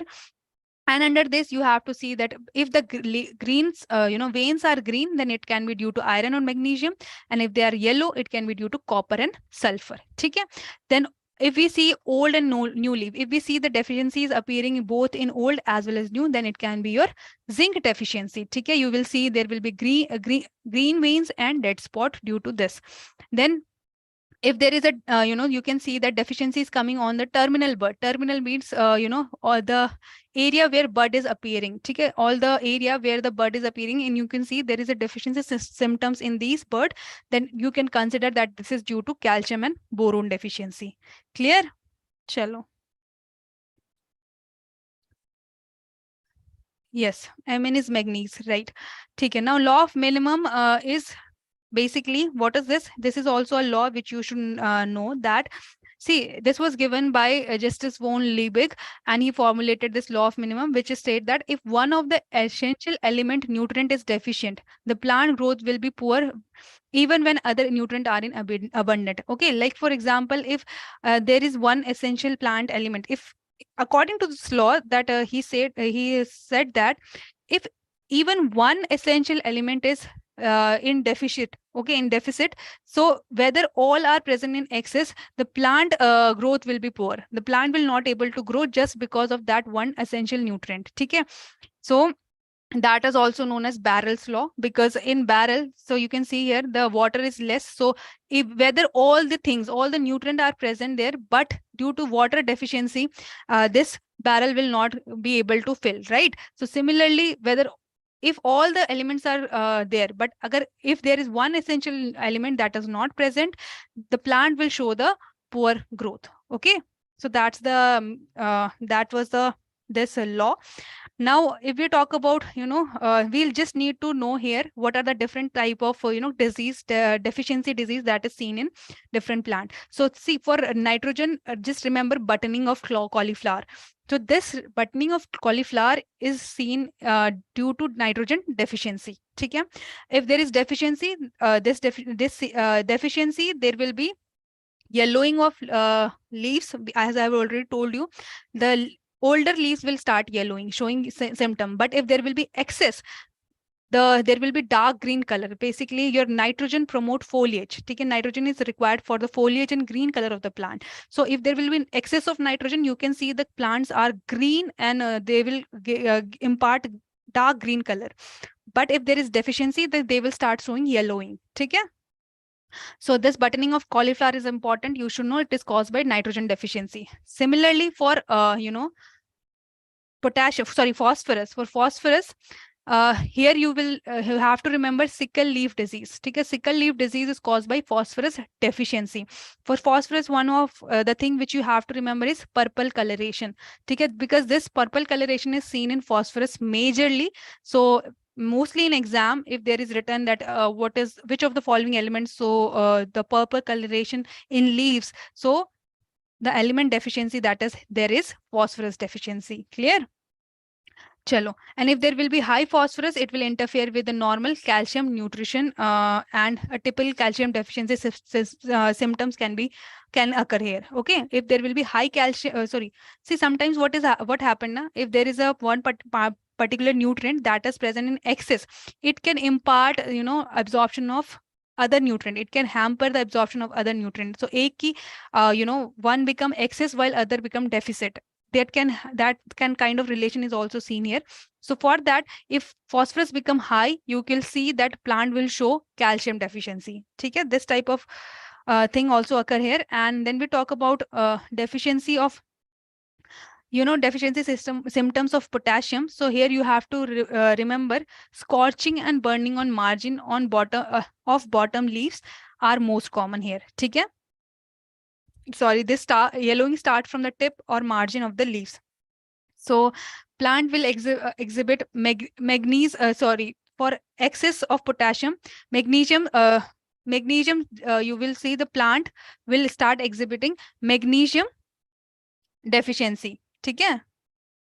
And calcium deficiency due to cation imbalance. Okay? As I was telling you, you have to just remember here what is the deficiency symptoms that is shown by the deficiency of particular plant nutrient. Okay? Next, we have to know about the calcium. In calcium, just remember this thing. Blossom and rot in tomato and bear, and tip hooking out in cauliflower. These two diseases, deficiency disease, you can say. So from deficiency of your calcium, these blossom and rot of tomato and bear and tip hooking in cauliflower is seen. Okay? If there is calcium, excess calcium, then the plant will show magnesium deficiency. ठीक है? And also potassium deficiency can be seen. Chalo. Next is your magnesium. Magnesium is causing the Sandron disease in tobacco. Very important. Sandron disease in tobacco is caused by deficiency of magnesium. ठीक है? Then deficiency of sulfur. Here what will happen? Downward cupping of leaf and tobacco tea will happen. Okay. In your sulfur, if there is a deficiency of sulfur in plant, it will show downward cupping of leaf and tobacco and tea. Chalo, next is boron. As I've told you, boron affect the tip, right? So the tip or bud is affected by boron deficiency. So all these diseases like internal necrosis of amla and mango, hen and chick disease of grapes, very important. Hen and chick disease is very important. Rot of sugar beet, then browning of hollow stem of browning of hollow stem of cauliflower, top sickness of tobacco, dieback of apple, fruit cracking in tomato, hard fruit of citrus, they all are caused by due to boron deficiency. Okay? Here important is to remember hen and chick disease because it is often asked, and also your hollow stem of cauliflower. Okay, that is important. Chalo. Next, we have to know about chlorine. So chlorine, basically younger leaf will be the chlorotic. Chlorotic means they will show yellowing symptoms. Okay, the chlorophyll will start disappearing here. For wheat, the plant will infest the plant.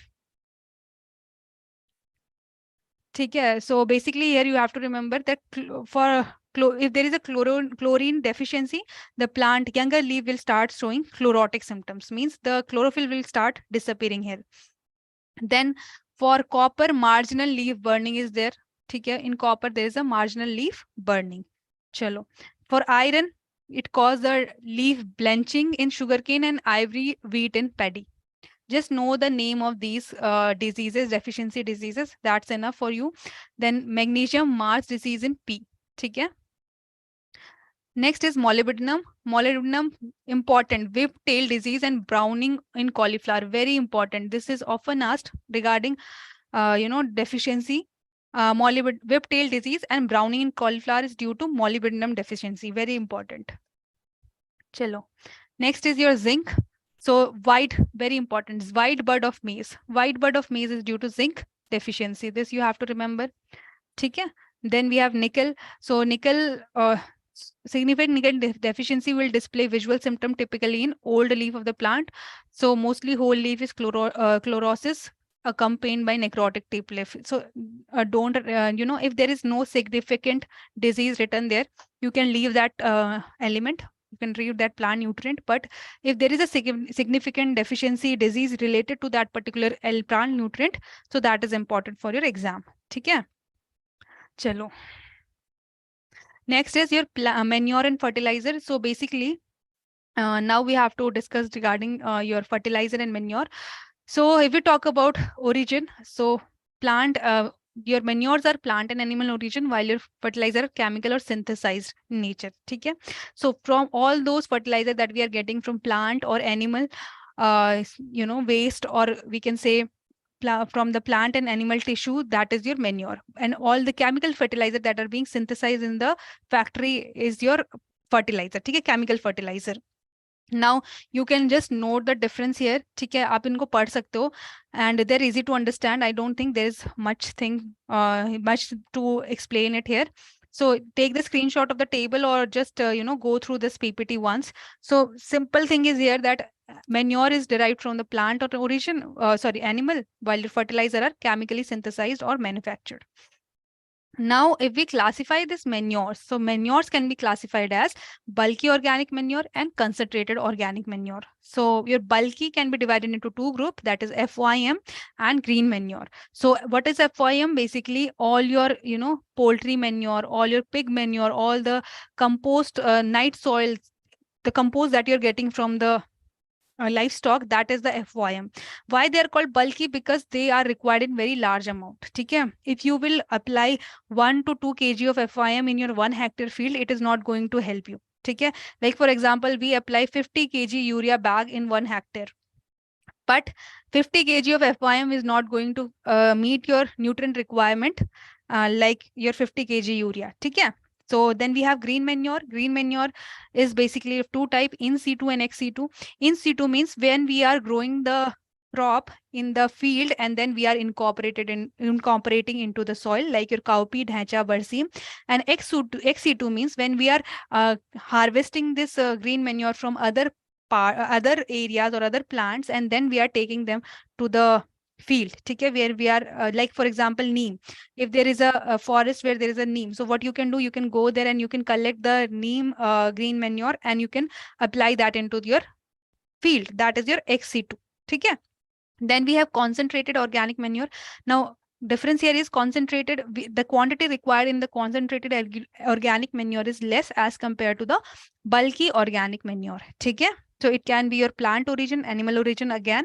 Plant origin, in plant origin, it can be from edible like your groundnut, sunflower cake, soya bean, sesame. So that is the plant origin. And non-edible means like your pungemia, neem, castor. So from there, what we are getting is your non-edible concentrated organic manure. So then we have animal origin like your bone meal, fish meal, blood meal. These are all concentrated organic manure that are animal origin. Okay? So this is the general classification.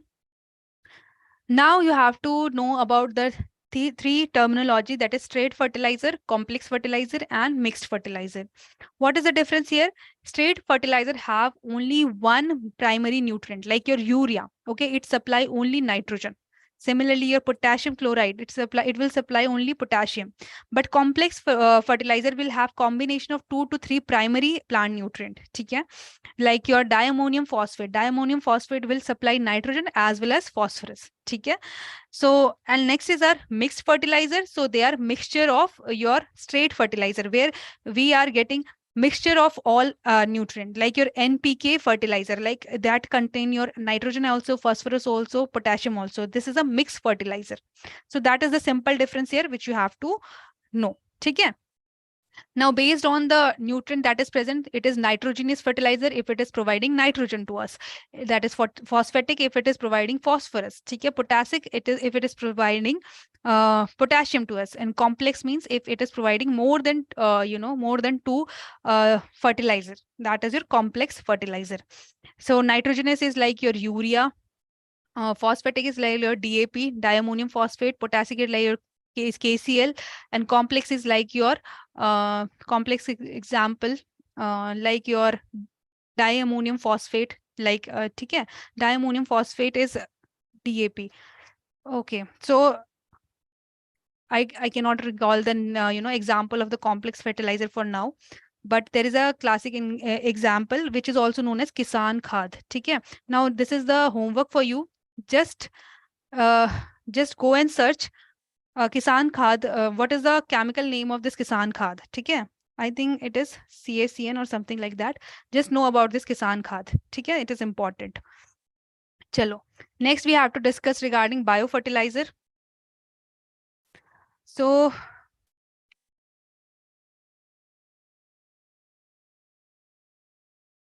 biofertilizer, there are different type of biofertilizer. We have nitrogen fixing, that are fixing nitrogen in the soil, then phosphorus solubilizing, that are solubilizing phosphorus, and mobilizing. There are two terms, okay, and for phosphorus, and then we have micronutrient and promoting rhizobacteria. So you have to, just these are important. You have to know what are free living, symbiotic, and associative nitrogen fixing biofertilizer at least. Okay, these are very important. Just know the name of these.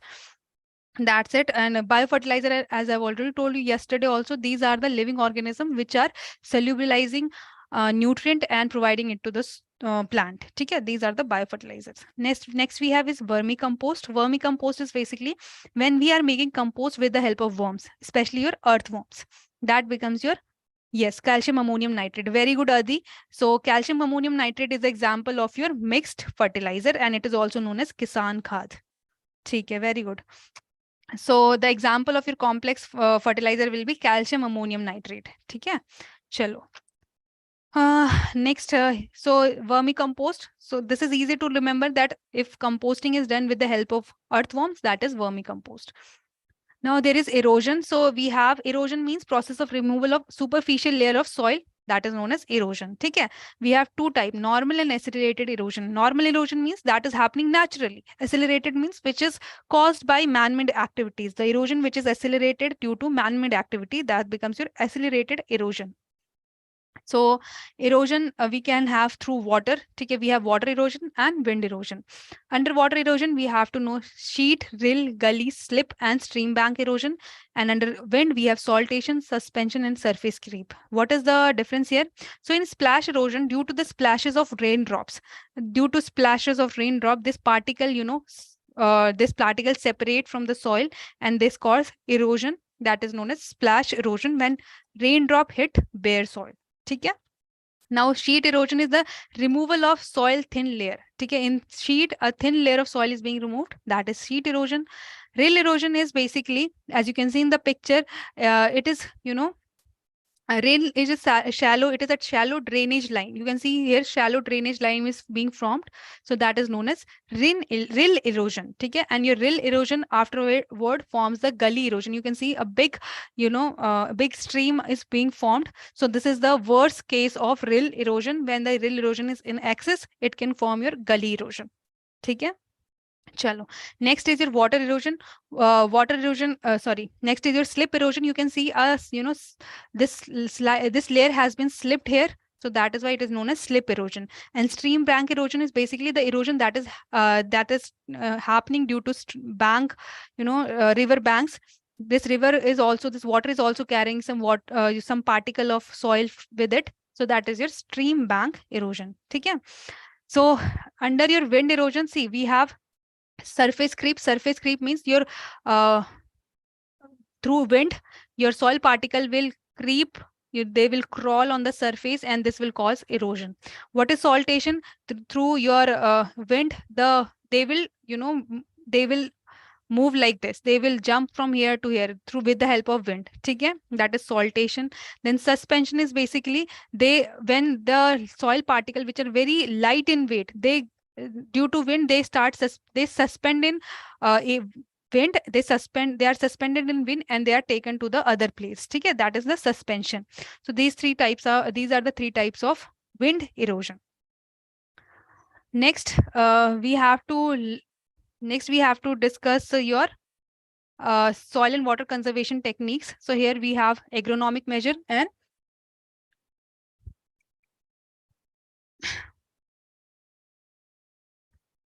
engineering measure. ठीक है? So I know बहुत ही लंबा chapter है, so क्या कर सकते हैं यार, अब ये चैप्टर ही इतना बड़ा है, right? So just know in a brief कि होते क्या क्या है, what are these?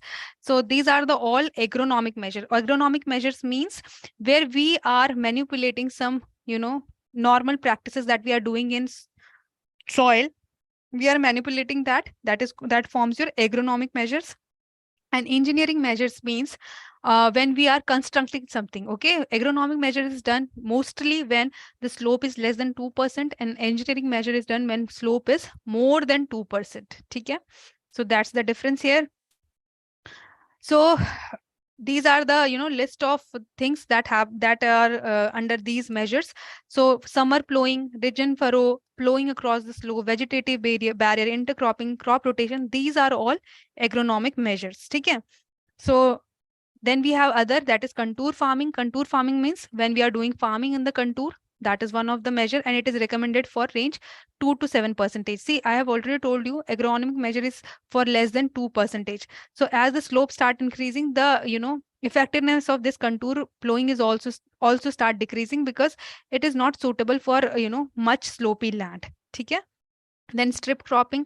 So yesterday we discussed about strip cropping. So that is also one of the agronomic measure, because I have told you that the root of the crops, they hold the soil. Okay? So that they help in soil and moisture conservation. Then we have this chisel plowing, in which what we are doing, we are disturbing the lower layer of soil. Okay, we are not disturbing the upper layer, we are disturbing the lower layer of soil. So what will happen? The upper layer will save it, and lower layer will get disturbed, and they will store the moisture. So alternative land use means we can do afforestation, we can do development over there, we can develop pasture over the degraded land. so that the soil is conserved. Okay. Next is mechanical measure. So first we have is broad bed furrow. So in this we are making broad beds. Okay. Beds like these are made in the field, and over these beds the crops are grown. So what will happen, the water will run here and it will move horizontally. Okay. That will help in what it will help in your water erosion, as well as your efficiently the water will be utilized by crop efficiently. So here we are making the broad beds like this. Okay. Now we have bunding. We have two bunding: contour bunding, graded bunding. Contour bunding is happening. Contour bunding is basically done in the contour lines. Okay, you can see these are the parameters. And in graded bunding, where there is a soil is impermeable. Okay, so we have to safely remove the water, because in impermeable soil there can be water stagnation, and this water can take out the you can take it can erode the soil. So we have to safely remove this water from the soil. That is your graded bunding. Okay. Then we have contour trench. So such trenches are made in the contour. Then we have contour stone wall. So these stone walls are constructed. Okay, these are constructed by under the guidance of engineers. These are known as contour stone wall. Then we have compartmental bunding, where slope is less than 1% in your planes. You can see compartments are made. That is your compartmental bonding. So student, that was all for the soil chapter. I hope thoda sa बहुत ज़्यादा है. I know it's very long chapter. We'll just take a 15-minute break, and then we'll resume. So sorry, then we'll resume. ठीक है? Yes, it is important. So shall we continue, or shall we take a break? Shall we first complete animal husbandry and poultry, or shall we take the break first? Just let me know. Okay.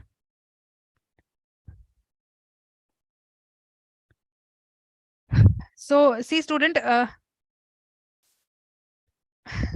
so ठीक है, everyone is asking for break. So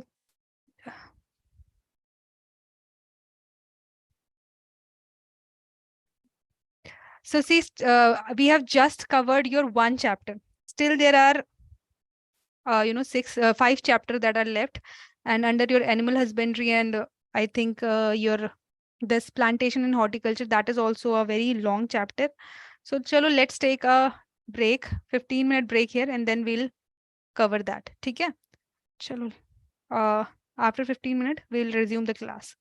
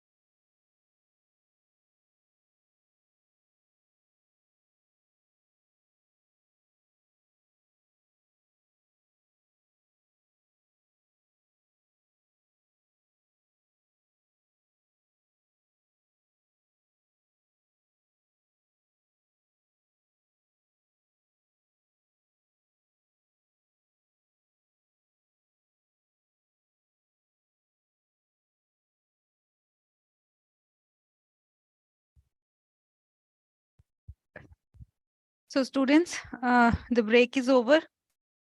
Let's just resume the class. So I think everyone is there, right? So, okay. So everyone has got back. So I hope you have uh, taken your break and you have taken your food or water, whatever you want to take, right? Chalo. Let's now continue with the chapter that is animal husbandry and poultry.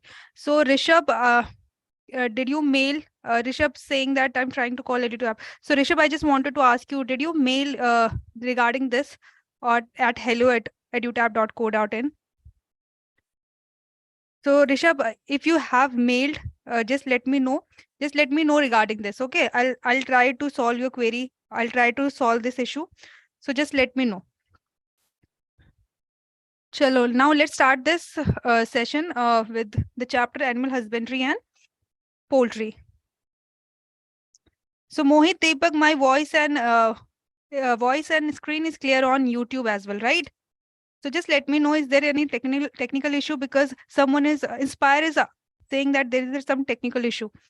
So is there some technical issue? Okay. So everything is fine. Perfect. Chalo. Let's move ahead. So we have to cover this chapter now. So what is animal husbandry? Basically, we have discussed this in the very first lecture as well, that when we study, it is a branch of agriculture which deals with the livestock management, rearing of livestock and their management. Okay? So obtain better product and services from them. So that is your animal husbandry. Simple as that. Next, so see students, these are the important scientific name of your domestic animal and poultry. Very important. Okay, at least, okay, at least remember the name of your sheep, goat, cow, and then buffalo, then your chicken. See, just have the idea regarding all, but important is your sheep because it was asked in exam. Then goat, cow, big pig is also important, you can learn it. Then buffalo is important, then chicken is important, and that's it. Okay, rest you can just take the idea. Otherwise, you can, what can you can do, you can at least learn the name, scientific name of these livestock. Chalo, now there are important terminology that we have to know. First is sire. What is sire? The male parent of calf is known as sire. Okay, dam is the female parent. Then calf is what? Calf is the young one of cattle or buffalo. Okay, the young one of cattle or buffalo which is below age 6 is your calf. Okay. Next is heifer. So after above 6 months, sorry, above 6 month, it was month, not year. Okay, it was month, 6 month. So below 6 month, it is known as calf. Above 6 month, we call it as heifer. Then when it do first calving, okay, after first calving, it becomes cow. So the calf after first calving, it is called as cow. And what is bull? Basically, it is uncastrated male. What is uncastrated male? So where the castration is not done in the bull, they are they are bulls. They are called bulls, and they are used for breeding and fertilizing the cow. So they are your bulls. Chalo. Chalo, next is your bullock. What are bullock? Basically, they are castrated male which are used for work. So we are, okay, so Sravya is asking what is castration. So castration is the removal of your removal of the, in bulls, what happened? So when we required, any animal just for the work purposes, we do not require that animal for the breeding purposes. So what we do, what farmers do, farmers, take out they remove the genitals of these animals. That process is known as castration. Okay, the removal of genitals of a male animal is known as castration, and it is done in those animals which are required for the work purposes. Okay, we do not require them for the breeding. Chalo, next is your service. What is service? Basically, It is the act of depositing spermatozoa in the female genital tract. So when this spermatozoa is deposited by the bull in the female genital tract, that act is known as cervix. Okay? Then we have gestation period. Gestation period is basically the date of serving, means when the actual conception happen. Actual conception means when the the cow conceive the baby till parturition. So that period is known as gestation period. Next we have is parturition. Parturition is the act of giving birth to young one in livestock. It is known as parturition. Lactation period. Lactation means milk, right? So the period after parturition in which animal produce milk is known as lactation period. And the period after lactation in which animal do not produce milk. See, before before parturition there is a dry period where the animal do not give milk. So that period is known as dry period, where they do not give milk. Okay, there is no lactation and lactation stop. Chalo. Next is your calving interval. What is it? Basically it is the period between two successive calving. See, a cow is there. It has calved. It has given baby. It has given one baby, and after the period between the first baby and second baby is known as calving interval. Okay? Then fecundity is basically potential capacity of female to produce functional ova. Okay? It is a capacity of female or female animal to produce functional ova. Okay? Regardless of what happened to them, regardless whether they are fertilized or not, but the capacity of female to produce functional ova is known as fecundity. And puberty is the age of reproduction. So when the at the age of when the livestock achieve age of reproduction, when the reproduction become possible in livestock, that is known as puberty. Okay? Next we have estrous cycle. What is it? Basically, it is recurring physiological cycles that are induced by reproductive hormone in females. So in females, this is a cycle. This is the recurring cycles that are induced by the hormones that is present in female animal. So such cycle is known as estrous cycle. Okay? Chalo. Next is this is a very important I would say table. You should have the idea, you should learn this. Okay, very important table. I'm again saying that you should know what we call adult male sheep, that is buck ram. Adult female sheep is ewe and dam. Then the young child is known as lamb or lambkin. Then castrated male of sheep is known as weder. Group of sheep is known as flock. Then group meat of sheep is known as mutton. Mating in sheep is known as stooping, and pasturation is known as lambing, and sound that is produced from sheep is known as bleating. Okay? So you should know these terminology, these words. You should have the you should have command over ki, okay, if it is asked that what is a female pig called, so you should know it is known as sow or gilt. Similarly, castrated male pig is known as hog and stag. Okay? So likewise, you have to remember this table. This table is very important. I'm again saying to you, important hai. Yes, you have to remember. Try to remember all. I would say try to remember all, because last year question was asked from farrowing. Okay? Last year question was asked, the parturition in pig is known as farrowing. Okay? So I would request that you have to remember all of them. Chalo. Next is, now see, this table is showing that when there is a onset of puberty in different cattle. Okay, then what is the length of estrous cycle? Length of estrous cycle means the period between one estrous cycle and other estrous cycle. Okay? Then we have length of heat period. Heat period is basically a period when we have to fertilize the female. That period is known as heat period. And gestation period is, I've already told you, it is the time, it is a period between conception to parturition. That's the gestation period. So this is important. At least remember gestation period. Okay? Gestation period are very important, because last year gestation period of sheep was asked. Okay? It is 148 days. So similarly for cattle, it is 282, sorry. And for buffalo, it is 316 written here, and sometimes 310 is also written. Okay? So average is taken. Sometime if you will see 310 or 316, then it means buffalo. Okay? Then goat is 150, so is 114, and for camel it is 319. Camel is, you can leave the camel for now, but at least remember for buffalo, cattle, sheep, and goat. Okay? And also pig. Pig can be asked, right? So if we talk about puberty, so after 24 to 30 months, onset of puberty happened in the cattle. Similarly for 28 to 30 months, buffalo. So from this table, I would request you at least remember the heat period of your cattle and buffalo, and remember the gestation period of all of these animals. ठीक है? So that's the important part from this. So when we called, what is a breed? So breed is basically a specific group of domestic animal that have homogeneous appearance, homogeneous behavior, and or other characteristic that distinguish them with other organism. ठीक है? We called it as a breed. So a breed is basically a specific group of animal that are having homogeneous appearance or homogeneous behavior. So based on this, we have divided three breeds. We have three categories of breed, that is milch breed, broad purpose breed, and dual purpose breed. Now, what does that means? So basically, all your milch breed are, reared and they are maintained for milk production. They are good in milk production, so they are called as milch breed.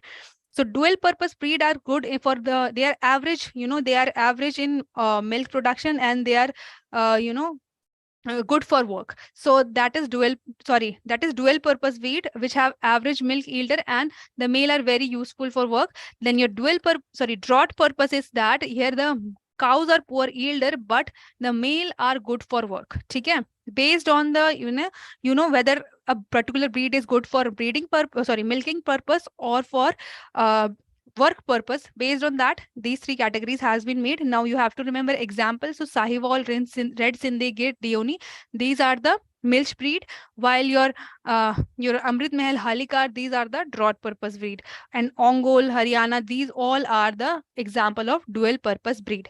Now we will see one by one different types of breed. So first, if we talk about cattle, okay, if we talk about milch cattle breed, there are three, that is Sahiwal, Sindhi or Red Sindhi or Gir. Okay, these three are important. You should know that Sahiwal has the highest and sweetest milk producing, this is the highest and sweetest milk producing cow, and due to its loose skin, it is known as Lola or Multani. It's Red Sindhi. This has the, red brown color and has the intelligent facial expression. And your Gir, this is found in Rajasthan, and in Gir, you have to remember that they have a long pendulated and forehead is long and bony. So that is the characteristic of these particular species. I would say, remember the particular feature, like Sahiwal, for Sahiwal, remember highest and sweetest milk producing. For Gir, remember that they have the long pendulated ears. Okay. Next we have is broad purpose. Under broad purpose, we have, broad purpose cattle breed, we have Malvi, Amrit Mahal, Nagori, Kangyam, Halikar. I would say just remember the name of these cattle. Okay, it can be asked like which of the following is a broad purpose breed. So you should know that what all, at least remember the names, ki which breed are dual purpose, broad purpose or milk purpose. Okay. Chalo. Next is dual purpose. For dual purpose, remember the name of these particular breed, that is Haryana, Kankrej, Rathi, Tharparkar, Ongol, and Mewati. Okay. For Kankrej, you can remember that it is also known as Swaichal. Okay. It has a powerful body, and it has the highest body weight, and also known as famous for Swaichal. So Swaichal is a activity that happened where these cattle are used. Okay. Ongol is pure white color. For Ongol, you have to remember pure white color. So if any question asks that which is the dual purpose breed of cattle that is pure white in color, then answer will be Ongol. Okay. Chalo. Now exotic breed for cattle is Holstein Friesian, Ayrshire, and then Brown Swiss and Jersey. Just remember the origin of these breed. The origin and distribution of these breeds are very important, because question can be asked that which of the following exotic breed of cattle is has the origin Netherlands, okay? Or it can be asked that what is the origin of Holstein Friesian. So user have the idea that it is Netherlands, okay? Similarly, for Ayrshire, Scotland, Brown Swiss is from Switzerland, Jersey is from Jersey, okay? Island of Jersey. Jersey is easy to remember, right? Chalo. Next we have is improved breed. So here we have current. So improved breed, basically these breeds are from the cross of two breeds. Like for example, current Swiss is a cross of Swiss and Sahiwal. Okay? Your current Fries is the cross of Tharparkar and Holstein. Similarly, Frieswall is the crossbreed of Holstein Friesian and Sahiwal. So for these you should know ki these breed are cross of which breeds. Okay? At least remember this thing, that these breeds are cross of which breeds. Similarly, for buffalo, you have to remember the name. Okay? Names are very important. So you have to remember here, most important breed of buffalo is Murrah, and you have to remember that it is best in milk production and have fat percent 7 average fat percent 7 and it has jet black color body. ठीक है. Bhadavari is another buffalo breed which has the highest fat percent. These two things are very important. ठीक है. And similarly, just know the name of these other breeds. ठीक है. For Surti, remember sickle shape horn. ठीक है. For Surti, at least remember sickle shape horn. And Zafarwadi is also known as mini elephant. ठीक है. So these are important. Chalo. Next is your breeds of goat. So from breeds of goat, important are your Jamnapari, Barbary, Black Bengal, or Beetle. These are the most important. And for Jamnapari, you have to remember they have pendulated, curved, long hair, ठीक है, Roman nose and parrot mouth. Clear? For Barbary, you have to remember that it is known as city goat and give birth to twins. It gave birth to 2 kids at one parturition. For Bengal gram, Black Bengal, you have to remember excellent for meat purpose. ठीक है? For Beetle, it resemble Jamnapari and good dairy type breed. ठीक है? Presence of beard in male. In Beetle, there is a beard in male. So that is a characteristic feature. ठीक है? Rest, you can just know the name of these. Okay, these are the breed of goat. ठीक है? Next is exotic breed of goat. So these are the list of exotic breed. So Anglo-Nubian is basically called as Jersey cow due to milk fat. Due to milk fat here is 5%. It is used for milk as well as meat purposes, and the fat percentage in the milk of this is 5%. So it is known as Jersey cow. At least know this. Okay, and origin. See, for exotic breed of every livestock, I would say origin is very important. And if there is any remark, that is there is any peculiar characteristics that you find for any exotic breed, that is also important. Saanen is a other important from Switzerland, and it is known as milk queen of goat. ठीक है? Milk queen of goats. Important. Jersey cow important. These two. Origin तो important है ही. ठीक है? Then we have Angora. Just remember it is from Turkey, and it is Angora goat is the breed domesticated goat historically known as Angora, and goat produce fiber that is mohair. Mohair is important for here. ठीक है? Angora से आपको याद रखना है कि जो mohair fiber है that is being obtained from Angora. Clear? चलो. Then Alpine, France. ठीक है? You can just remember this. Next we have is breed of sheep. So here you have to remember first Gadi. Gadi is from they are good for their fine quality wool is obtained from Lohi. Fine quality wool Lohi is obtained from Bhakarwal. Sorry, these are the region is Himalayan region where these breeds of sheep are found, and your Bhakarwal among all is famous for this. ठीक है? Fine quality wool that is known as Lohi. So if it is asked that from where Lohi is obtained, so it is from Bhakarwal breed of sheep. ठीक है? Similarly, Lohi is another breed which is the largest sheep. ठीक है? You have to remember from Bikaneri, it is the best carpet wool, famous for best carpet wool. Marwari is have the black face. ठीक है? Jaisalmeri is in Jaisalmer, Rajasthan. So it is a desert breed. Easy to remember, right? And Chokla is important. See, Chokla is important because it is known as Merino of Rajasthan. ठीक है? It is known as Merino of Rajasthan. Then Nellore. Nellore is important because it is the tallest breed. This is important. ठीक है? So at least remember Nellore, Chokla, Lohi, and Bhakarwal. Clear? So, and this you have to remember, Shahabadi Hisardale, which is the native of Uttar Pradesh, developed in Hisar. ठीक है? It has been developed in Hisar, and it is a cross between Bikaneri and Merino. Cross is important. ठीक है? चलो. Next, we have exotic breeds of sheep. So these are the exotic breeds. At least know the name of Merino. ठीक है? Merino is most popular breed. Because it is popular for fine wool. ठीक है? It produce the quality of wool produced from this breed is very fine in quality. ठीक है? Then at least remember the name of rest. कि what are the name of other exotic breed of sheep. चलो. Next we have is important term related to feed and fodder. So here is 4 terms. First is balanced ration. You have to know ki what is a balanced ration, what is a maintenance ration, or what is a pregnancy ration or production ration. ठीक है? You have to remember ki what this terminology means. So basically ration is the allowance of feed given to animal for a period of 24 hours. Ration is basically food. Okay, the food which we are giving to animal.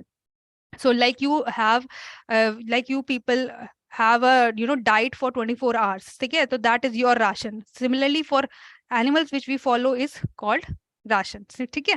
Balanced means like you have a balanced diet, right? Similarly here, a ration which supplies all essential nutrients. Balanced diet it when which is supplies all essential nutrients. Similarly balanced ration supplies all essential root nutrient. So then we have maintenance ration. See, maintenance, in maintenance ration, there is a minimum allowance of ration given to the animal for carrying out essential body process at optimum rate without gaining or body losing body weight. See, maintenance is just for maintenance, okay? That is just to carry out the essential function of the function that happens in the body of an animal. So that is just to maintain the, just to survive the animal, okay? That is the maintenance ration. Then we have pregnancy ration. Name say, as the name suggests, pregnancy ration. So this is the special type of ration or feed, I would say, which is given to the pregnant cattle, okay?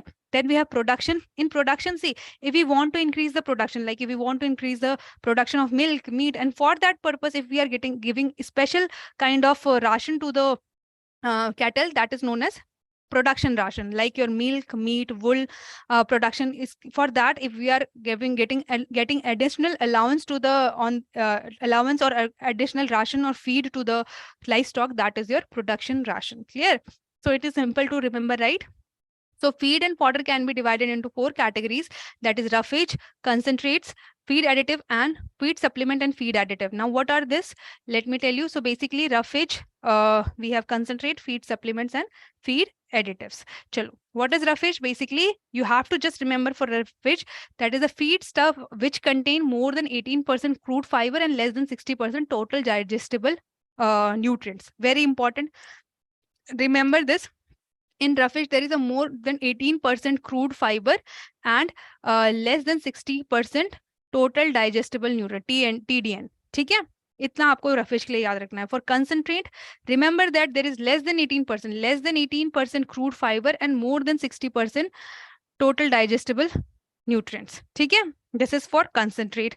Now, feed supplements are basically, these are the compound used to improve the nutritional value of basal feed. So we have a base feed, okay, and we wanted to improve the quality. Like you people take supplements, like we take supplements for vitamins, we take vitamin A supplements, D supplements, right? Similarly, if we add these supplements in the base food of the livestock, that is your feed supplement, okay? Now, what are feed additives? Basically, these are the substance usually added to basal feed in small quantity for fortification. Basically, to improve the quality of the feed for fortification purpose, so that the efficiency, productivity, performance of a cattle can be improved, cattle can be increased, or livestock can be increased. For that purpose, we give feed additives. Okay? So that's the difference here. Now, you have to know the classification of roughage based on digestible crude protein. So as I was telling you, in roughage, there is less than 60% TDN, that is total digestible nutrient. So based on digestible crude protein, we have maintenance type of roughage, non-maintenance, and production. So maintenance means which is for giving maintenance, which is for the general maintenance of the livestock. So Shivan, see, gestation period is basically the time period between the conception, when the cow conceives the baby, to the time period between the conception to the calving, matlab when the cow gives the baby. So you can consider it as a pregnancy period. Okay, that is the meaning of gestation period. Chalo.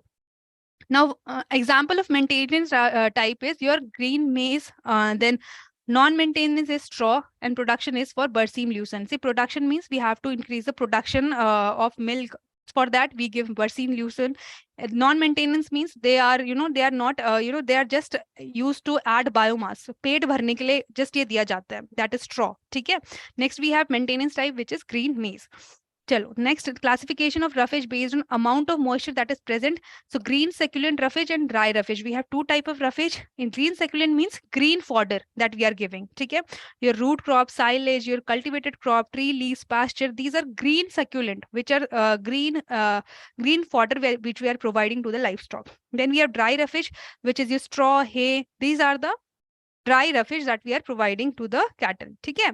Next we have is classification of concentrate. Okay, based on component. So concentrate can be divided into energy rich concentrate, protein rich concentrate. So which concentrate food provide energy to the cattle is your cereal grain byproducts, roots, tubers. Then protein rich are your oil seed cakes, pulse, chunni, or buer, yeast.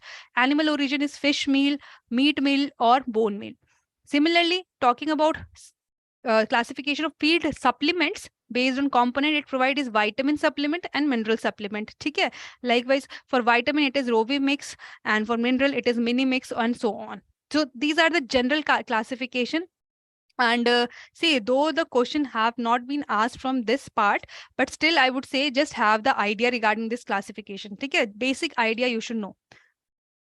Next we have is, next we has this unconventional feed steps. So sometimes there is a condition, like for example, there is some unforeseen condition and the farmer do not have sufficient fodder to give to the livestock. At that time, this unconventional feed stuff is given to the livestock. Okay? So time when there is a drought condition or scarcity of fodder, at that time, this unconventional feed stuff is given to the cattle. So it can be of three types: protein source, energy source, and miscellaneous. So under your protein source, we have plant origin and animal origin. That can be plant origin is neem cake, Niger cake, sunflower, and so on. Animal origin is dried poultry, frog meal, crabs, so on.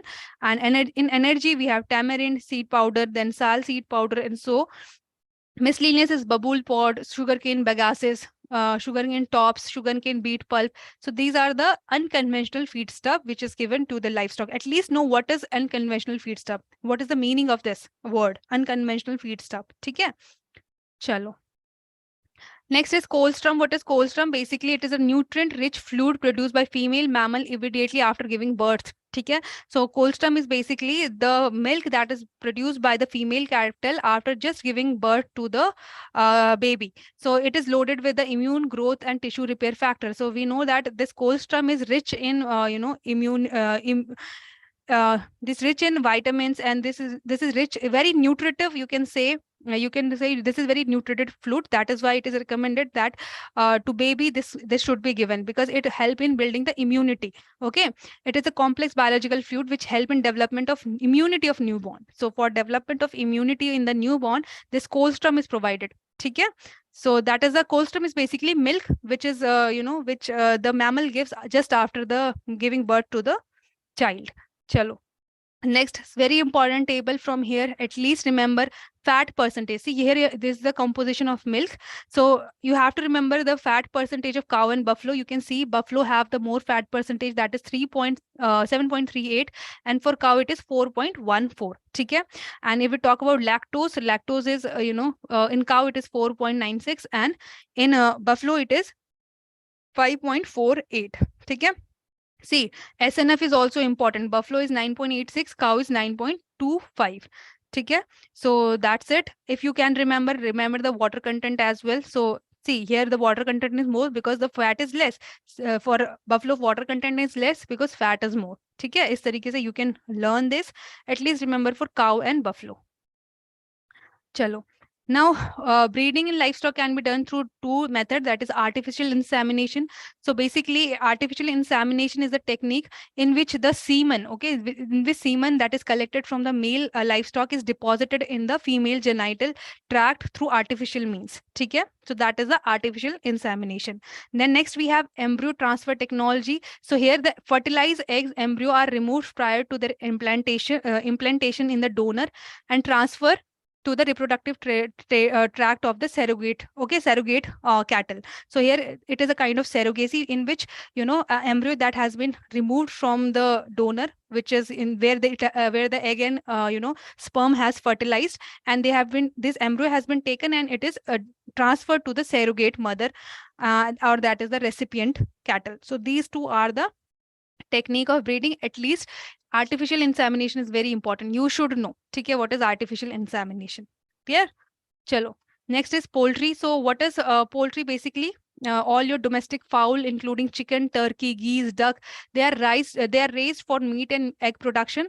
That is meat and egg purposes. That is known as poultry. And what is the difference here between fowl and poultry? Basically, your fowl can be domesticated. These are the birds which are generally eatable, meat and egg, whether domesticated or not. But poultry are the domesticated birds that are raised by human for the purpose of meat and egg. So that is the difference between here. See, SNF is solid, not fat. Solid, not fat. Full form of SNF, Ravi, solid, not fat. ठीक है? चलो. Next is breed of poultry. So breed of poultry. So what is the breed? Basically, as in the cattle or part, also livestock part, we have seen group of group of animals that have similar characteristic. They are similar in appearance. Similarly, here also, breed is basically group of domestic fowl which have similar in shape, configuration, conformation, growth, temperature, eggshell, and they are true breed of two type. Okay? So these are called breed, and these poultry are basically classified based on their origin. Poultry bees, we have Asiatic class, American class, English class, and Mediterranean class. Okay? So if we talk about this is the general classification. So under your American breed, just remember the name. Just remember the name of these breed. Okay? These are important. Just remember that name, and remember that except Lamuna, they lay brown shelled egg. American breeds lay brown shelled egg except Lamona. ठीक है? Rest your Plymouth Rock, Rhode Island Red, New Hampshire, these are your American breed. See, name is very important here. Just remember the name of this breed. And you don't have to go in detail. So next is your English breed. In English breed, you have to remember Cornish, Sussex, and Orpington. Okay? And remember that Dorking and Red Cape, they lay brown shelled egg. Okay? These breed lay brown shelled eggs. Next, we have Asiatic breed. Under your Asiatic breed, remember these names: Brahma, Cochin, and Langshan. Okay? Langshan is the tallest breed. You have to remember. Tallest breed is your Langshan. Clear? Chalo. Similarly, for Mediterranean breed, remember the name, that is Leghorn, Minorca, Andalusian, then Spanish, and Enoca. Okay? And Ancona. These are the name, and you have to remember that Minorca is the largest Mediterranean breed. Okay? Just remember here that Minorca is the largest Mediterranean breed. Chalo. Now, what is the difference between broiler and layers? So basically, your broiler are reared for the meat purpose. Your layers are reared for the egg laying purpose. Okay? Nutritive requirement of broiler is high because we need more body biomass, right? And this layer attains sexual maturity around 20 to 22 weeks and lay eggs up to 72 weeks. Okay? Your broiler are reared for the span of 38 to 42 days. See, it is 38 to 42 days. Okay? It is 38 to 42 days, while your layers, if we talk about their growth stage, so chick are of 0 to 8 week, grower are of 9 to 22 weeks, layer are of 23 to 72 weeks. Okay? And broiler attain body weight of around 2.2 to 2.4 kg in 6 weeks, while your layer attain body weight of 1.5 to 1.8 kg in 20 to 22 weeks. Clear? So that is the difference here. Now, if we talk about housing system in layers, so we have deep litter system, cage system, and elevated cage system. What is the difference here? Basically, in deep litter system, the litter is spread all over the floor, and there is the 3 to 5 inch depth litter is there on the floor, and on that the poultry bird are reared. So in deep litter and is an animal housing system based on the repeated spreading of straw and straw dust material in the indoor booths. So your straw dust that is used as a litter. Okay? And over this litter, we make a 3-4 inch litter, or we spread 3-4 inch litter ground on the ground, and then on that the poultry are reared. Okay? These birds are reared. Then we have cage system. What does it mean? As the name suggests, caged. So it is rearing of these bird in a confined cage. Okay? So this cage system is rearing bird which has been considered as super intensive system. So this is a very intensive system because we require huge capital for this. So floor area for this is 450 to 225 square centimeter, okay, per bird. This is the floor area, and in cage, the bird are kept in 1, 2, or 3 per cage. So per cage, whether you it depend on the the availability of the area. So per cage, whether 1, 2, 3 birds are kept. Okay, in cage, when we are doing this poultry, that is cage system. Similarly, elevated cage system, as the name suggests, elevated. So this cage are elevated from the ground. Okay, so here these height of the shade is raised 6 to 7 feet using concrete pillar. You can see they are elevated. That is same like a cage system, but this cage system has been elevated. Okay, it has been elevated to 6 to 7 feet above the ground. Now, if we talk about the egg, so basically physiological product of female reproductive system, and a hen egg, a part of ovum, does not contain other nutrient of growth and development of embryo. So you just have to remember what is the average weight of egg, that is 50 to 60 gram. Egg contain yolk of 30%. Okay, white and albumin is 58%, and inner and outer shell is 12%. Remember, at least egg yolk is 30%, white part of egg is 58%, and average weight of egg is 50 to 60 grams. Okay. Chalo. Now talking about disease, so we have various disease, vitamin deficiency disease that happen in poultry, viral, bacterial, and protozoan disease. Know the name of these diseases. Okay, like for example, vitamin deficiency, a deficiency of one or more vitamin can lead to this deficiency, as the name suggests, because vitamin deficiency disease, these are vitamin deficiency disease. So vitamins, they are categorized as fat soluble and water soluble. Okay, fat soluble vitamins are your A, D, E, K, while water soluble are your vitamin C and B. So due to the deficiency of vitamin that happened, the disease that happened in poultry are vitamin deficiency disease. Now, under your viral disease, this is very important. Ranikhet disease, or very important. Avian influenza is important. Merrick disease is very important. Just know the names of these diseases. At least know that what all are the viral disease, what are all the bacterial disease. So under your bacterial disease, you have tuberculosis, fowl chlorella, very important. Protozoan disease, coccidiosis is very important. Often asked, that is what is the disease which is caused by protozoa in poultry. That is your coccidiosis. Okay. See, this is a different, because mostly disease are caused by virus or bacteria, but here protozoa is causing a disease. So that becomes different. So often asked in exam, remember about this, that is coccidiosis. Clear? Chalo. Next chapter here is water and irrigation management. So what is a water cycle? We have often, learned in our, school, that what is water cycle, that when the water evaporate from all the water bodies and it go up into atmosphere and condensation, and then condense there and form huge clouds and precipitate as a rain. So that forms and come back to the earth. That is a complete water cycle. So precipitation is happening due to the water cycle, but with water cycle, you have to remember few names. That is runoff, which is the moving of the water. That is the, flow of water. Runoff of the water over the soil surface is known as runoff. Okay. So precipitation is basically, we know, precipitation is coming down of water in the form of rain, hail, or snow. That is precipitation. Then we have evapotranspiration. Evapotranspiration is evaporation of water through soil through evaporation process or through transpiration by crops. Then we have storage. So we know that the water is stored in the soil in the form of groundwater, right? So that is the storage. So these are the few things you need to know. Then we have surface water resources, which include your river, lakes. All these are your surface water resources. And subsurface water resources is your ground water. That is below the soil, and you can pump out this water through hand pumps or tube wells. Okay? So subsurface is your groundwater, and surface is your lake, river, reservoirs, like so. Then one more thing here is aquifer. Aquifer, just know what is aquifer. Basically, it is a saturated soil or rock layer with space that allow water to move through it is known as aquifer. So whenever a saturated soil or rock layer that allow the water movement through it, that is known as aquifer. Okay? Just know the meaning of this term aquifer. Clear? Chalo. Now, for measuring the water scarcity, this indicator was given by Folkmark. So to know the water stress, which is also known as water stress index. Okay?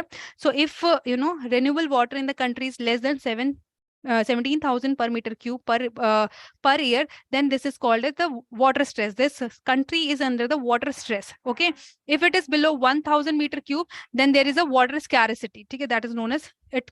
Country is facing water scarcity, and if it is below 500 meter cube, then there is absolute water scarcity. So basically, in these categories, all the countries are kept based on the water that is available, that is present per person per year in an individual country. So this is basically an indicator index showing that what is the availability of water in different country. Okay, just remember this thing. It is important for you. Okay, remember this index or indicator, and what is the range that is given for water stress or water scarcity or absolute water scarcity. Okay, chalo. Now there are few important terminology. Infiltration is first, entry of water. So the entry of water into the soil is known as infiltration. Okay, percolation is basically now the water has entered and now it is going below the soil and forming the groundwater flow, meeting the groundwater flow, that is known as percolation. So below root zone when water is moving, that is your percolation. What is runoff? Runoff is basically the loss of water from the surface or other water bodies is known as other bodies is known as runoff. Seepage is basically other losses. ठीक है, runoff तो जो water है जैसे due to excess precipitation, what happened, all your soil is saturated, now water will run off. ठीक है, water will run off the land. And what is seepage? Seepage is basically when you are irrigating the field, but you will see that due to leakage in the channel, due to leakage in the various part of your field, this seepage losses happen. Okay, so seepage is the loss of water from the soil. Okay, through various means. Then leaching is basically movement of your all soluble nutrients below the root zone. Okay, जब nutrients they flow below the root zone, that is your leaching. चलो. What is soil moisture tension? Basically, it is the tenacity with which water is retained in the soil. It is the tension with which water is being held by the soil particle. Chalo, that is the soil moisture tension. And what is the soil water potential? Basically, it is the tendency of water to move in the soil. That is, just know the meaning of these terms. Okay, and just you should have the idea ki what is the meaning of these terms. Tension means tenacity with which water is held in the soil, and potential is basically tendency of water to move. Okay, then we have other important terminology, that is duty of water. It is calculated by 8.64 into base period upon delta. Okay, just know this formula. Okay, now paleo irrigation is basically irrigation which is given before sowing. Okay, before sowing, for the germination purpose we give this type of irrigation. And core irrigation is basically the first irrigation after sowing that we give is core watering. Okay, water regulation is basically the irrigation scheduling that we do, and at the regular interval we apply the water. Okay, now cropping intensity is basically, so due to water is there, how much water we are, how much water is available for a period to irrigate a particular land. That is the duty of water. Okay, so see, these are not so important term. Just see, paleo means, okay, paleos means, see, before sowing the crop, before the sowing of crop, when you are doing the tillage operation. So for doing tillage operation, you need to moisturize the soil. Okay, for making soil, I told you that seed imbibe water, so you have to make water available in the soil so that your seed can germinate. So before sowing the seed, you are doing the irrigation, that is paleo irrigation. And core watering is basically after you have sown the seed, and then after the seed has come out, the first watering which will you give, that is the core watering. Okay, chalo. Cropping intensity we have discussed, it is gross sown area upon net sown area. Okay, so that's the, I think, thing which we have discussed already. Cropping intensity we have discussed, and in irrigation intensity with the same line is gross irrigated area upon net irrigated area. So again, likewise, we have calculated the cropping intensity. Similarly, we calculate gross irrigation intensity. Gross irrigated means all the area that is irrigated in a year upon net irrigated area means, like for example, like yesterday, if we have 8 hectare land, okay, in In Kharif season, we only grow in 5 hectare and irrigated 5 hectare. Similarly, 8 hectare in Rabi season and 3 hectare we have irrigated in your Zat season. So irrigation intensity will be gross area is total 16 and net area is 8. Okay? So in 200, it will be 200, right? 200%. Our irrigation intensity is 200%. So now there are some other important terminology, that is water use efficiency. Use efficiency, this is with respect to the plant. What is the water use efficiency of plant? So it is the economic yield of plant upon water used by the plant. ठीक है? Economic yield जो हमें मिली, that we got from the plant upon water that is used by plant. Crop water use efficiency is basically yield upon evapotranspiration plus groundwater. ठीक है? What is the yield of that crop upon evapotranspiration, the loss of water plus groundwater? And field water efficiency is basically yield upon evapotranspiration plus groundwater plus all the losses. Okay, this forms your field water use efficiency. Chalo, now important, this students, see, this table is very important. You should know the water water use efficiency. So you can see for rice it is very low, because we know water for rice we need more water, so its efficiency is low. Okay, for the crop which required more water, efficiency is low, obviously. Okay, the water usage efficiency of that particular crop is low. So for finger millet it is 13.4. D is basically losses. Okay, it is the other losses, you can consider it other losses of water. You can say in field, it is the field water use efficiency. Na? So in field, there are leaching losses, seepage losses. These other losses are considered in field water efficiency. ठीक है? चलो. So irrigation project is basically, these are the establishment, the dams that are established, and these are the agriculture establishment which supply control amount of water in particular area. That is the irrigation project. Now this table is very important. Okay, you have to remember that major irrigation project is basically more than 500 million rupees, and the cultural command area is here is 10,000 hectare. Remember the amount to required to set up that particular project, and area for which it is the cultural command area is basically the amount of area that can be irrigated through that project. Okay, so area that can be irrigated through major project is more than 10,000 hectare. For medium, amount is 2.5 to 50 million, and area is 2,000 to 10,000. For minor, it is less than 2.5, and cultural command area is more than 2,000 hectare. Okay. Now see, we have different type of irrigation. Irrigation is basically process of applying water artificially to the crop. Okay? So we can give it through surface irrigation, subsurface irrigation, pressurized, or micro irrigation. Surface irrigation is basically when we are irrigating the surface. For example, flood irrigation. You have just opened the water source toward the field, to the field. That is the flood irrigation. Basin irrigation is basically you are making a basin. You are making a border around the, you are making the, see, flood, when you have just opened the water supply to the field, that is flood irrigation. You are flooding the field directly. Basin irrigation is basically you have provided the border. Okay, you have provided the border around the field, and then you are irrigating the field.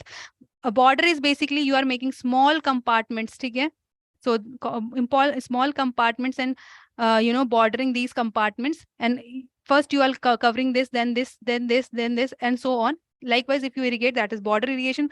Furrow means you are making a ridge and furrow. You are making such furrow, like in potato. Okay, we have seen potato furrows are made. So with furrow, with the help of furrow, if you are irrigating, if you are giving furrow type of irrigation, that is furrow irrigation. And surge means on and off type of irrigation, means you are irrigating the field for a time interval, then you stop the water supply and let that water to percolate down into the soil. Okay? After it has percolated, then you are again irrigating the field. So that is the on-off type of irrigation, which is known as surge irrigation. Subsurface is natural. Natural means natural subsurface irrigation means naturally you are making trenches and allowing naturally to fill the groundwater. Artificial means with the help of tubes or with the help of artificial establishment, you are irrigating the subsurface of the soil. And then we have pressurized. It is also known as micro irrigation, very important for your exam point of view. So it is of two types. Basically, micro irrigation means low pressure irrigation where the water flow is very slow. Okay, micro irrigation means when we are directly applying this water to the root zone and the pressure is very slow, so that is the micro irrigation, and this system save 20 to 50% of your water than conventional method. We have drip irrigation system and sprinkler irrigation system. So what is drip? So with the help of drip, you can see with the help of drip we are providing water to the root zone. That is drip irrigation system, and it was introduced in Israel and developed by Simcha Blas. ठीक है, Chalo. So you can read these points regarding drip irrigation. So it is best suited for water scarce area, salt affected, and labor. It is a labor. Labor is expensive here. Okay. Inexpensive. It will be labor inexpensive because once you have established the drip, you will not require labor for maintenance. You will not require labor for the irrigation. Okay. Then we have sprinkler. Sprinkler is through, as you can see in the picture, you are sprinkling the water in the form of rainfall over the crop surface. That is your sprinkler irrigation. So except in your jute and rice, this sprinkler irrigation can be used, and except in your heavy soil, you can use this sprinkler irrigations, because we know for rice we need water requirement is high, so we cannot supply the water through this sprinkler in the rice. ठीक है, water saving here is 25 to 50% as compared to surface. ठीक है, now rest you can read these point regarding this irrigation system. ठीक है, now what is deficit irrigation practice? Basically, irrigation strategy does not based on full crop water requirement but based on critical or sensitive growth. So here what we are doing, we are not irrigating the crops according to our our will. We are seeing that what is the critical stage of crops. Okay, because these are the important stages, as I've already told you.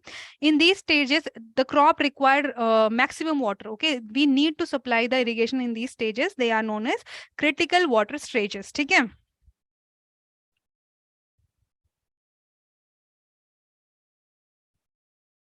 Chalo, that is the critical stages. And at non-sensitive growth stage, irrigation is withheld, called deficit irrigation. So basically, I will tell you through this chart. Very important. This chart is very important again. So all these are critical stages of these crops. Like for example, in rice, we have critical stages, that is tillering, panicle initiation, heading, and flowering. So at the time of tillering in rice, irrigation is required. At the time of panicle initiation, irrigation is required. Similarly, at the heading and flowering, there is requirement of your irrigation. Similarly, in wheat, remember this CRI stage of wheat is of rice. Sorry, CRI stage of wheat is very important. This is a very critical stage of wheat. If we do not provide irrigation in this particular stage, our crop will fail. Okay, so this is a very important stage. Similarly, and so on for other crops, these critical stages are given for irrigation. Okay. Chalo, that was regarding this chapter. Now next we have farm and agriculture engineering. So students, what is this? CRI is basically crown root initiation. It is crown root initiation. So in wheat, crown roots are formed. So when this crown root initiation start, that is known as CRI stage. Okay, Ravi. Chalo. Next is agriculture engineering. So basically, application of your engineering in agriculture is known as agriculture engineering. So all your farm power is divided into tractive work or mobile power, stationary work or stationary power. So the work which cannot be done at a place like your seedbed preparation, harvesting, transportation, they are your tractive work and they require mobile power, right? For stationary work like silage cutting, feed grinding, you require stationary work. The stationary work is done and it requires stationary power. Okay? Chalo. Next, we have the sources of these mobile power. So we have farm sources, that is, that is through human. Then we have animal sources through animals and mechanical sources through different machines. Okay? So we have two type of engine which you should know, that is spark ignition engine and compression ignition engine. See, under your mechanical power, your all mechanical machines, they work with the help of engines, or these engines are of two type. Okay? Your spark ignition is petrol or kerosene type, and thermal efficiency here is 25 to 32%. Very important. These two box are very important. Okay? Compression ignition is of diesel type and diesel engine, and thermal efficiency is 32 to 38%. Clear? Now the thermal efficiency क्या होती है? Basically this is the heat engine. Basically it is the heat of engine of a thermal efficiency of a heat engine is a percentage of heat that is transferred into work. So what amount of heat that is transferred to the work, that is the thermal efficiency. ठीक है? The efficiency of even the best heat engine is low, ठीक है, and usually 50% and often below. ठीक है? So that is the thermal efficiency. You have to know just it is the amount of heat that is converted to work. Okay. So here that was about this. Now farm mechanization. So basically we require farm mechanization for various stages, various operations that we do in the field, that like land leveling, tillage, sowing, weeding, fertilizer, harvesting and threshing. Okay. So first is land leveling. Very easy. We have to level the land. So that for that purpose, all the equipment that are used are divided into two groups, that is animal drawn and power drawn. Now you just have to know the name of these. Okay. For animal drawn land leveling equipments are leveling board, scoop, buck scraper, leveler. Similarly, power drawn are leveler, precision land leveler, leveler with ripper. Okay. Scrapers are of three types: drag, scrape, box scraper. Just know the name. Okay. No need to go in detail. What are they? What are the structure of these equipments? Just know the name. Okay. In agriculture engineering, it is important for you to just know that which implement is being used for which purpose. Okay. That's more than enough to know in this chapter. So seed bed preparation, okay, seed bed preparation, we require two type of implement: primary tillage implement and secondary tillage implement. Okay, I have discussed this in detail, so I will not repeat what is primary tillage and what is secondary tillage. So all the implement that is used for doing primary tillage is primary tillage implement. Similarly, for secondary tillage, that is secondary tillage implement. Okay.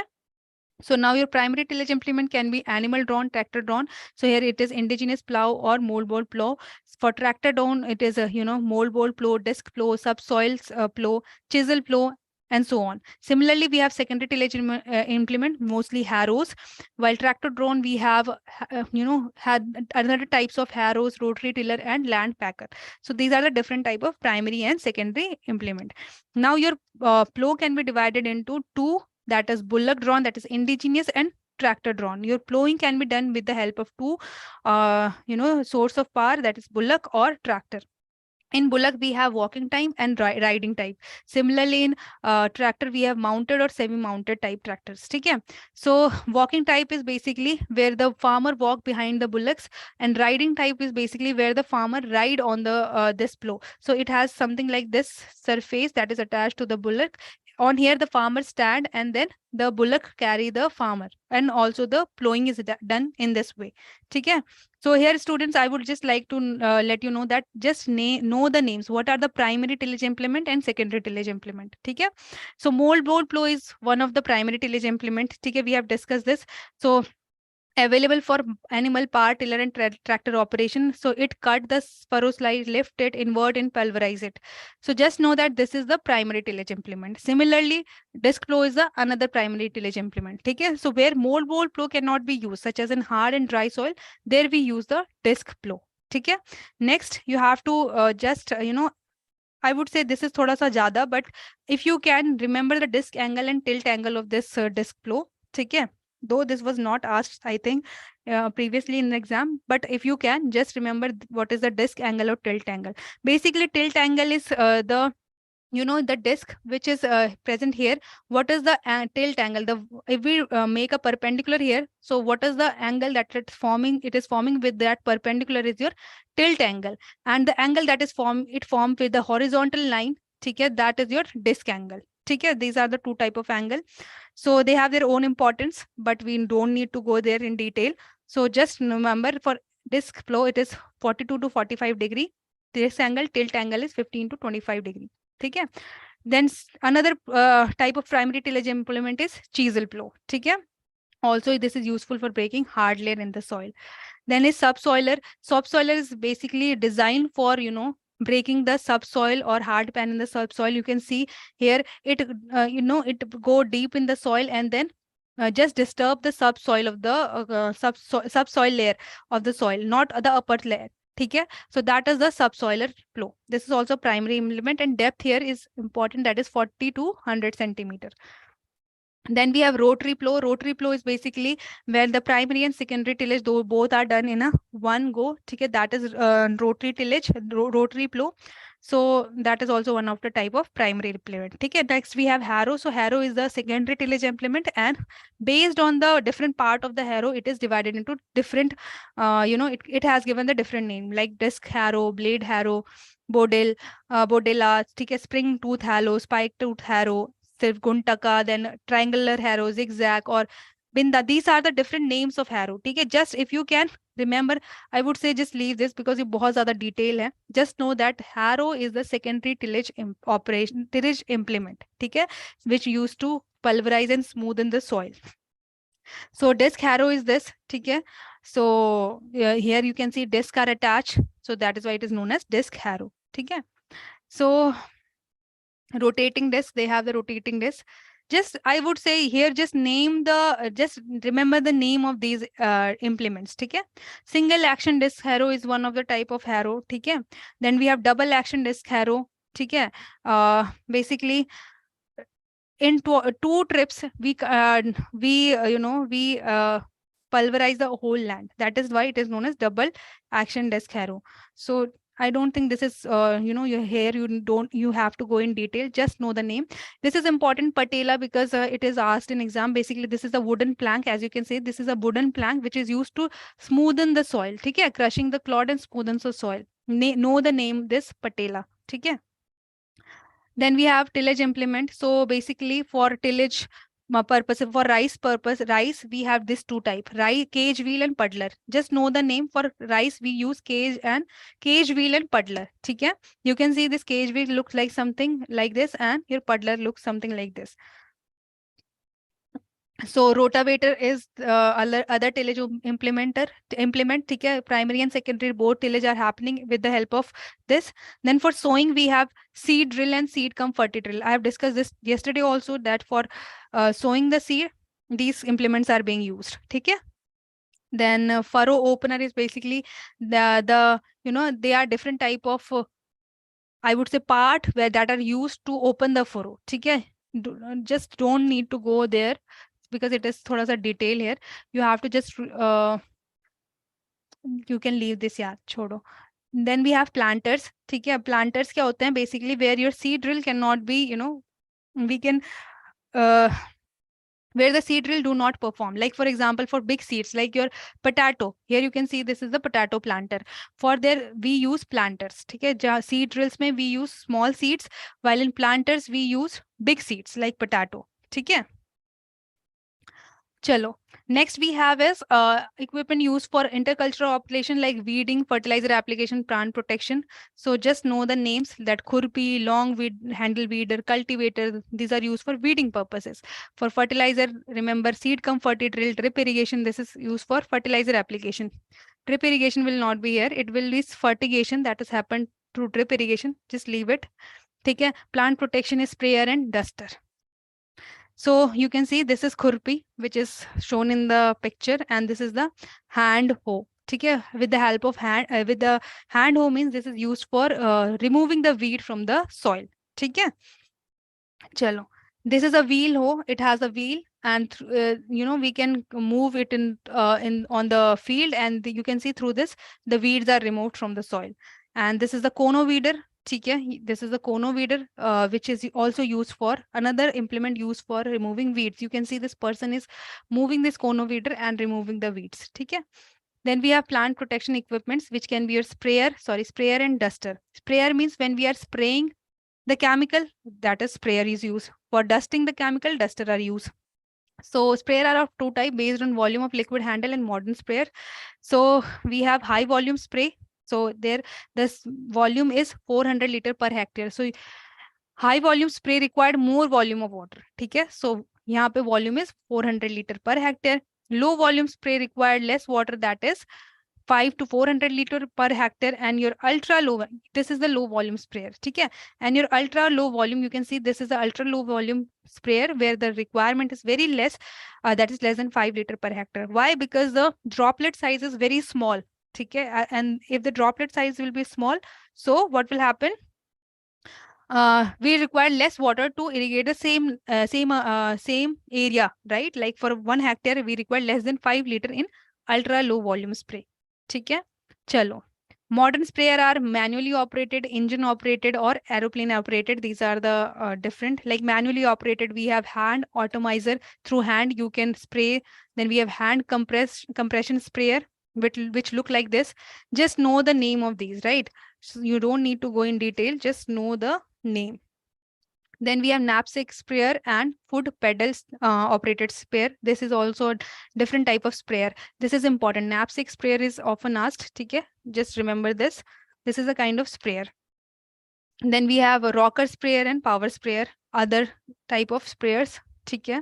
Then we have plunger type and knapsack type. Okay, rotary type and power operated type.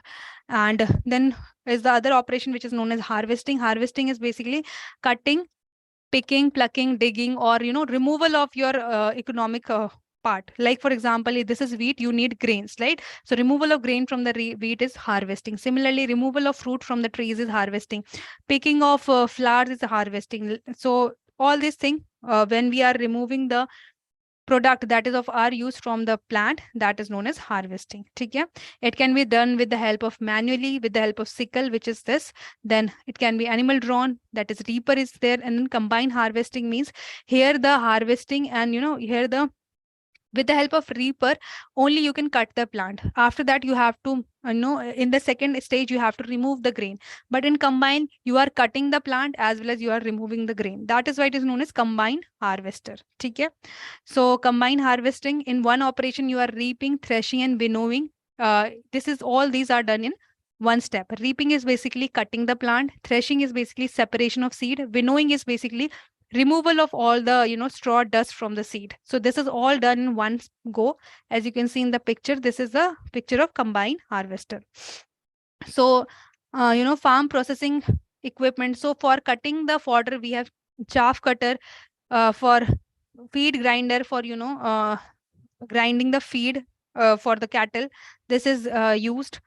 Then there is a burr grinder, ginning of cotton. For removing the lint of cotton, this ginning of cotton is this equipment is used. Okay, so for rice processing, you should know these important terms. That is hulling, basically it is removal of husk and bran of the paddy. Okay, separation is basically separated shelled rice, brown rice, from unshelled paddy or husk. So basically when we do hulling, when we remove the husk of bran, so there will be some rice in which the husk has not been removed. So we have to separate the husk rice from dehusked rice. Okay, cleaning is basically removal of foreign seed, immature grain like dirt, dust, stone from the rice.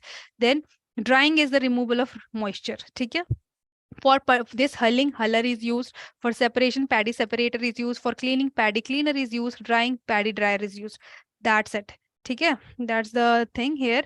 Then storage structure, just know there are traditional, improved, modern, and farm silo. These are the different type of storage structure which are used to store grains. Okay, so traditional, under your traditional, know the names of these. That is morai, bukhari, mudda, or kanaj. Okay, these are the different type of traditional storage structure. You can see people used to use these storage for traditionally storing your crops. So kothar and kuthala is basically your house-like structure that is made by the villagers to store their food grains. And mud koti, basically this is the a structure made up of mud which is used to store grains. Okay, so there is a simple difference here. And there is also a heguvu, which is also another where you can say hole is made and there the grain are stored. Okay. Next we have metal or steel bin type, bag type, or cap type bins. So these are the different types of traditional. Then next we have is improved. In improved, you have to know that is Pusa bin is improved storage structure, PAU bin is an improved storage structure, bunker storage, cap storage. So in Pusa bin, there a construction is made with the help of bricks, and inside that we store the grains. Then PO bins is made up of metal, And then bunker is a bunker type structure is made, and under this the store your grains are stored, and cap storage is basically, you can see, with the help of a tarpaulin or with the help of any sheet, you are covering the whole storage. That is the cap storage. So modern silage for modern structure is silos type. Okay, you have to just remember under modern storage structure is silo type is a modern. Okay. Chalo. Then modern, another is your shed type modern storage structure. You can see a house like construction is made for the storage of uh, crops. So farm silo, it can be of two type, tower or horizontal. Okay? If they are tower like structure is made, that is tower farm silo of and if horizontal structure is made, that is a, or pit or trench is made, that is a horizontal farm silo. Okay? So see Adi, I would say just remember the name. Just know for what purposes what thing is being used. ठीक है? अगर ये जैसे different storage structure है, so for in this you just know the name and just know that like tower silo. Just remember that it is a tower-like structure. Horizontal, it is a pit or trench. Just know the name. That will be more than enough. ठीक है? Then we have modified atmospheric packaging. So here the atmospheric condition are modified. Like for example, we Sravya, summary sheet will be available in the course itself. Okay, जो आपका course है उसमें ही आपको summary sheet will be there. So students, sometimes what we do, we modify the atmosphere that is surrounding the storage. Like when if we see, it is the change in composition of gas. When we are changing the composition of gas around your produce, it can reduce the respiration rate of your produce, and it can store your produce for the longer duration. So that is the modified atmospheric pressure. Okay? Under this there is a control atmospheric pressure, which is known as CAP or CAS. That is control atmospheric storage. Okay? Control over the storage atmosphere, where we are controlling the atmosphere of the storage. In fact, which is in fact airtight, and there is other which is modified atmospheric. One is controlled and another is a modified atmospheric pressure packaging, which is for the fresh cut product. And यहाँ पे what we do, we maintain the oxygen and carbon dioxide of this percentage. ठीक है? Just remember there is CAP and MAP. In CAP, you are modifying atmosphere like airtight condition is created. In MAP that is modified, so here 2 to 5% oxygen is maintained, and 8 to 12% CO2 is maintained. That's it. Okay, that's the thing which you have to remember for here. Chalo. So now I hope this chapter is clear to you. So students, I would like you all to answer what are the different primary tillage implement. Just quickly answer what are the different primary tillage implement and what is the secondary tillage implement. Name one secondary tillage implement and different primary tillage implement. So if you have got the lecture, just quickly answer this question.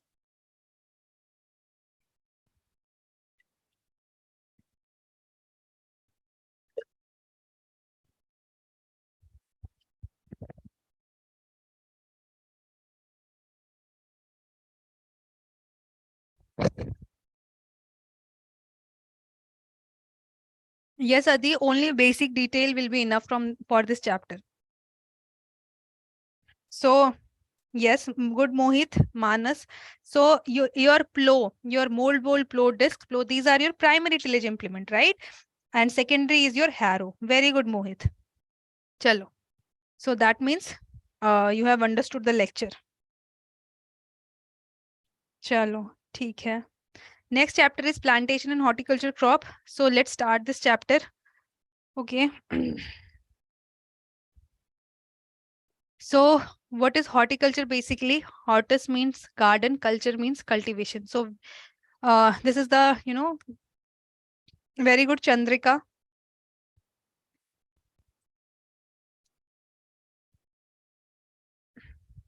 So horticulture is basically, when we study regarding the cultivation practices of your horticulture crops, like your fruits, flowers, vegetables, that is known as horticulture. Okay? Under your horticulture, we have discussed regarding these branches. that we have already discussed yesterday. Okay, I will not repeat it again. So let's move on to the based on climatic zone. Your horticulture crops are divided like subtropical, temperate, and tropical. So basically, what is the difference here? In the climatic condition, like in your yesterday's lecture, we discussed regarding the classification of crops based on climatic zones where they can be grown.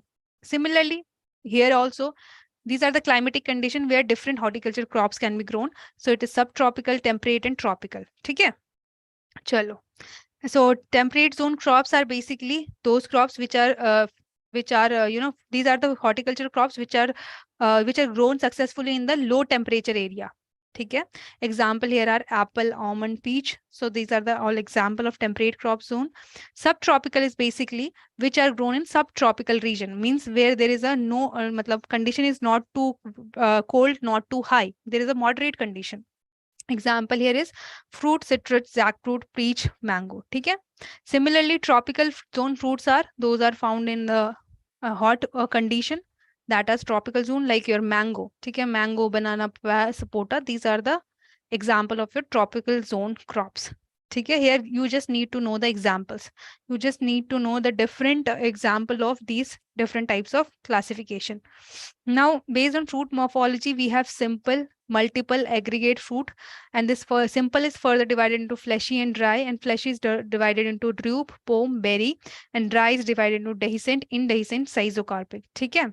So basically, we have simple, dry simple fruit and succulent simple fruit. So dry simple fruit is basically where your pericarp. Pericarp is basically the wall of a fruit.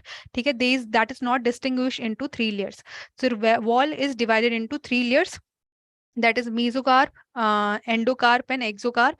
But so this pericarp is not divided into three layers. That is your simple dry fruit. And in succulent, this pericarp is distinguished into epicarp, mesocarp, and endocarp.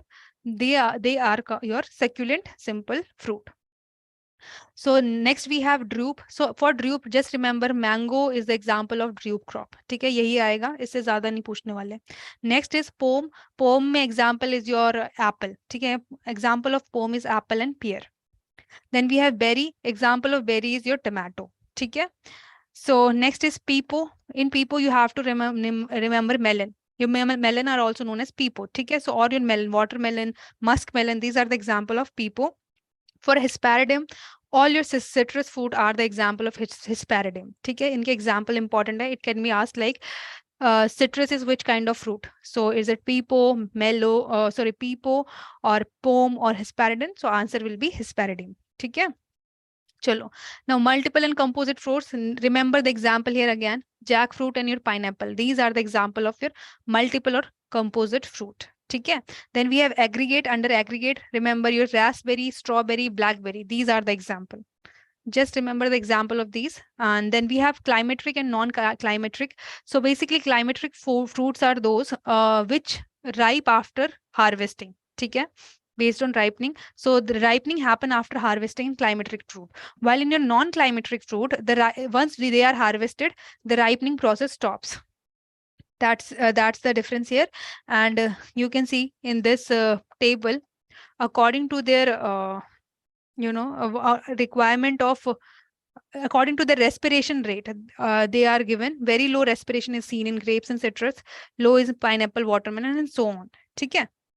So in your climatic fruits, respiration rate is very high. That is why they are able to ripe after harvesting. In your non-climatic, respiration rate is low. So phototropism, we have discussed this yesterday, photoperiod. So basically the length of the sunlight that affect the flowering in few crops, right? So in your long day, example is your passion fruit, apple. Example of long day, short day, strawberry, pineapple, and rain neutral is your papaya and guava. Okay. And then relative salt tolerance ke basis pe we have few example that highly tolerant to salt. These crops are highly tolerant. Remember the name of date palm. Often asked, because it is highly salt tolerant crop.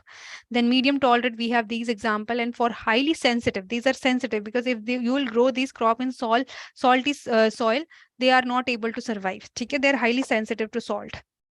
Then we have based on acidity. So there are citric acid and malic acid. So malic acid is found in these and citric acid is found in these crops. Okay?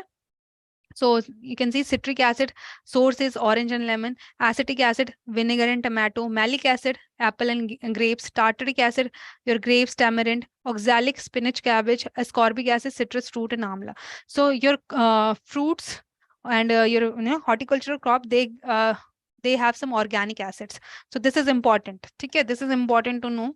Especially know that your tartaric acid is in grapes. Okay, though some malic acid is found also in grapes, but mostly tartaric acid is found in grapes and malic acid for apple. Just remember these two examples.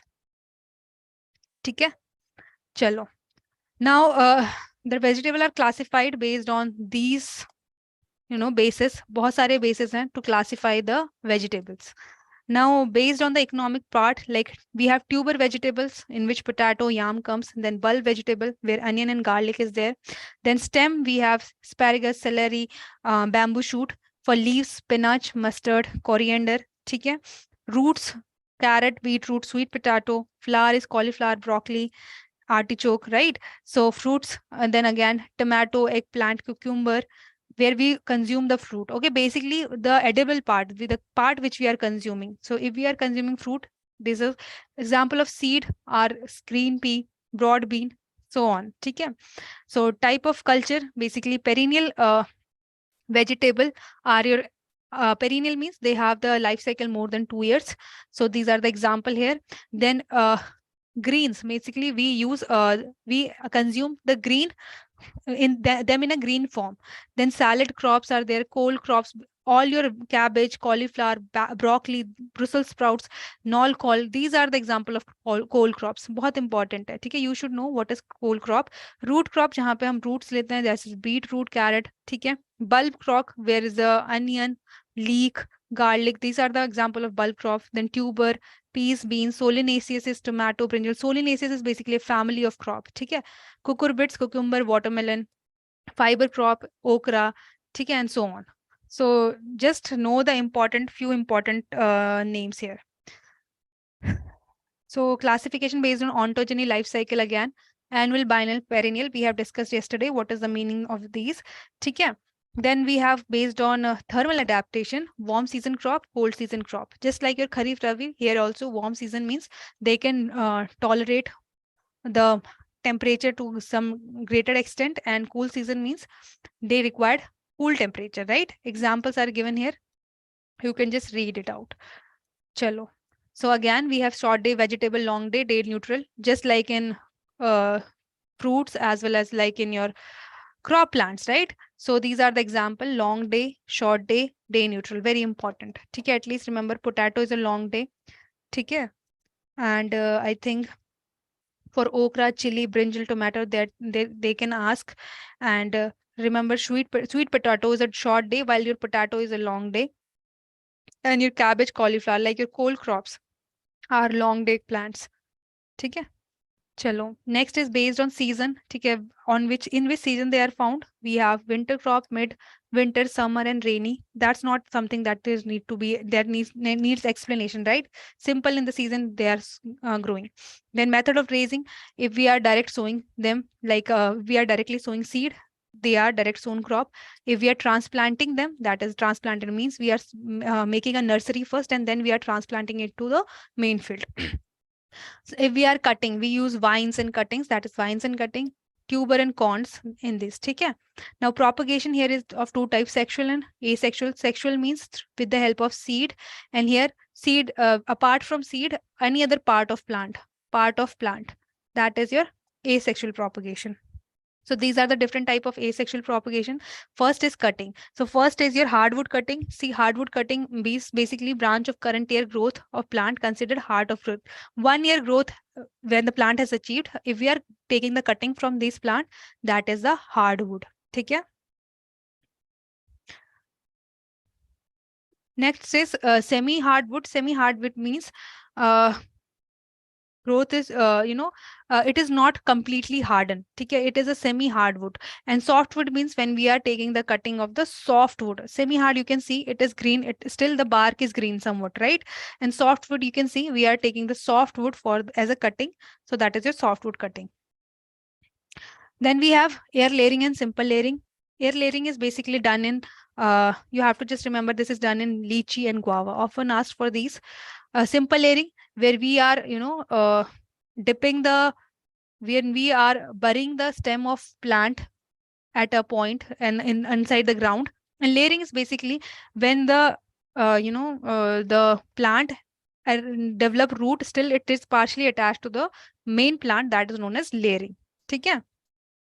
Chalo, you can see in the air layering, sphagnum grass is used to maintain the moisture, and this one stem is scraped, and we are covering it with sphagnum grass and with polythene, and then we are tying it. And after some time, what will happen? Root will appear from this. Then we will cut out this stem, and then we will sow this stem. Okay. Next is mound layering and continuous layering. Mound layering, basically we are covering the base of the plant, that becomes mound layering. Continuous layering, like in simple layering we were just folding it once, but in continuous we are folding it more than once in continuous fashion. Like we have folded it once, then same branch is folded twice, and same branch is folded thrice. So what will happen? From here also root will develop, from here also root will develop. We will get 3 plant in one from one stem. That is continuous layering. Okay. Next is serpentine. Serpentine is basically same as continuous layering. Serpentine, in serpentine you can see one crop is there, it has been dipped here, then again here, in here. So you can get many plantlets from there. So next is grafting. Grafting is basically when you are connecting two crops. Like for example here, approach grafting is basically these two crops are in pots, and what you are doing, you are cutting one, you are just making cut in these two plants, and then tying them together. So what you will do, when they will fuse together and they'll start growth, though you will cut one of them, and you will see that in one plant you will get both the characteristic of both the plants. Okay, that is approach grafting. Then we have enarching. What is enarching? Basically enarching, what we are doing, we are taking the stem and we are scraping the stem, and then we are tying it out. That is the enarching. Okay. So next we have is veneer grafting. In veneer grafting, we are making this, we are cutting your root stock in this form, and then attaching scion to this root stock, and then tying it up. That has become your veneer grafting. In wedge grafting, what is happening? We are making a wedge shape. You can see in the roots, in the scion, a wedge shape is being made in the rootstock and scion, and then we are fixing this scion in the rootstock in such a manner, and then we are tying it. That becomes your wedge grafting. Clear? Chalo. Now epicotyle grafting is basically done in mango. Very important. Just note it down. Epicotyle grafting for mango, because it means when the mango stone is, is used for making the rootstock. The stone of mango, that seed of the mango is sown in the field, and when it is grown on this plant which has come out from the stone of mango, on this we are grafting the scion. That becomes your epicotyle grafting. This type of grafting is known as epicotyle or stone grafting, because stone is still attached to that rootstock. Okay. Then we have softwood grafting, where we are grafting two softwoods. Okay. That becomes your softwood grafting, and we are tying it. Okay. So that is your softwood grafting. Next is your cleft grafting.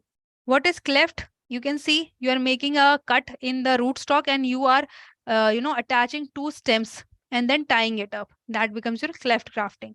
Then we have tongue or whip grafting. So what is happening here? So in tongue and whip grafting, we are making tongue-like structure here. Okay? And we are attaching it to each other, rootstock and scion with each other. That is your tongue and whip grafting. Next, we have bridge grafting. In bridge grafting, the scion is attached, the rootstock. In the rootstock, the bark is scraped, and you are attaching this scion into the bark of the rootstock, and then you are allowing it to grow and form a bridge-like structure. That is your bridge grafting. Epicotyle, basically, epicotyle is basically, this is done in mango first of all. So here what is happening? The seed of mango is used to make the rootstock.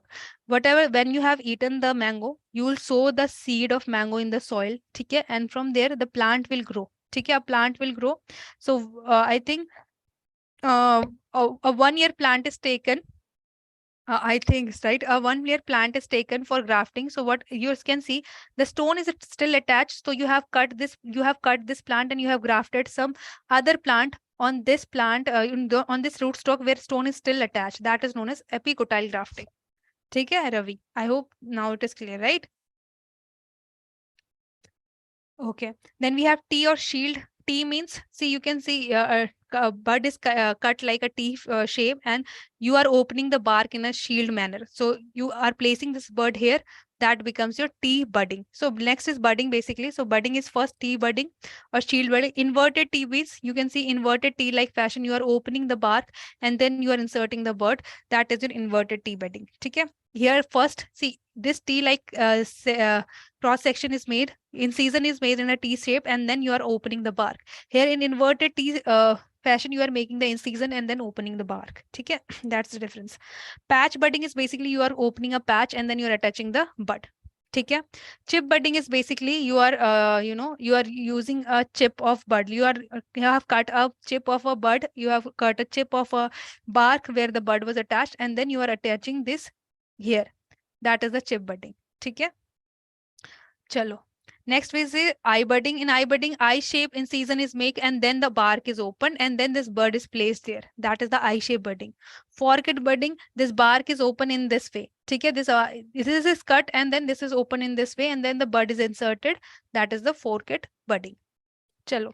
Flute budding, a flute like structure, you can say this in this way the bark is removed, then you are attaching the bud and covering it. That is your flute bud. So in flute budding, see, you are not removing the complete bark. This is the back of this particular plant. If you see from the back, this particular plant here, the still the bark is attached, some bark is attached. But in ring budding, what has happened, you are removing the complete bark, you are removing the complete bark in the ring circular, but here you are leaving this part. Okay, that is the difference between flute budding and ring budding. Okay, both the way you are removing the bark, but in flute you are leaving a part of bark behind the stem, while in ring you are completely removing the bark. That is the difference here. Okay.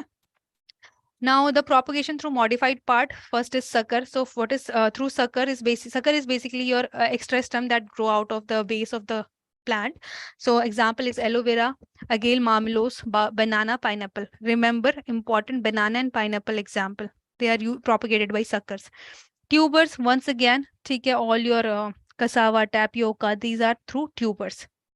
Next, we have modified like rhizome. In ginger, turmeric, this rhizome, you might have seen this in your home also. Rhizome is adrak, right? So when you take the part of this rhizome and sow it in the soil, a root and stem will grow. That is your a modified part and which is used for propagation purposes. Okay, that is the rhizome. Then micropropagation is basically, I have already discussed this yesterday also, but still, so micropropagation basically when from a, for example, this is the leaf and you are taking a small part of this leaf and providing it the growth media, and under laboratory condition, you are growing a plant and in a test tube under a laboratory condition. That is the micropropagation. So from this leaf, you can grow, you can grow 10 plants, for example. So you can see from this part, a small part, you can grow multiple plants. That is also propagation method, which is known as micro propagation. Clear? So example here are given. Remember orchid. Okay? Orchid is an example. Orchid is the crop where this mostly micro propagation is done. Okay. So next we have to discuss training and pruning.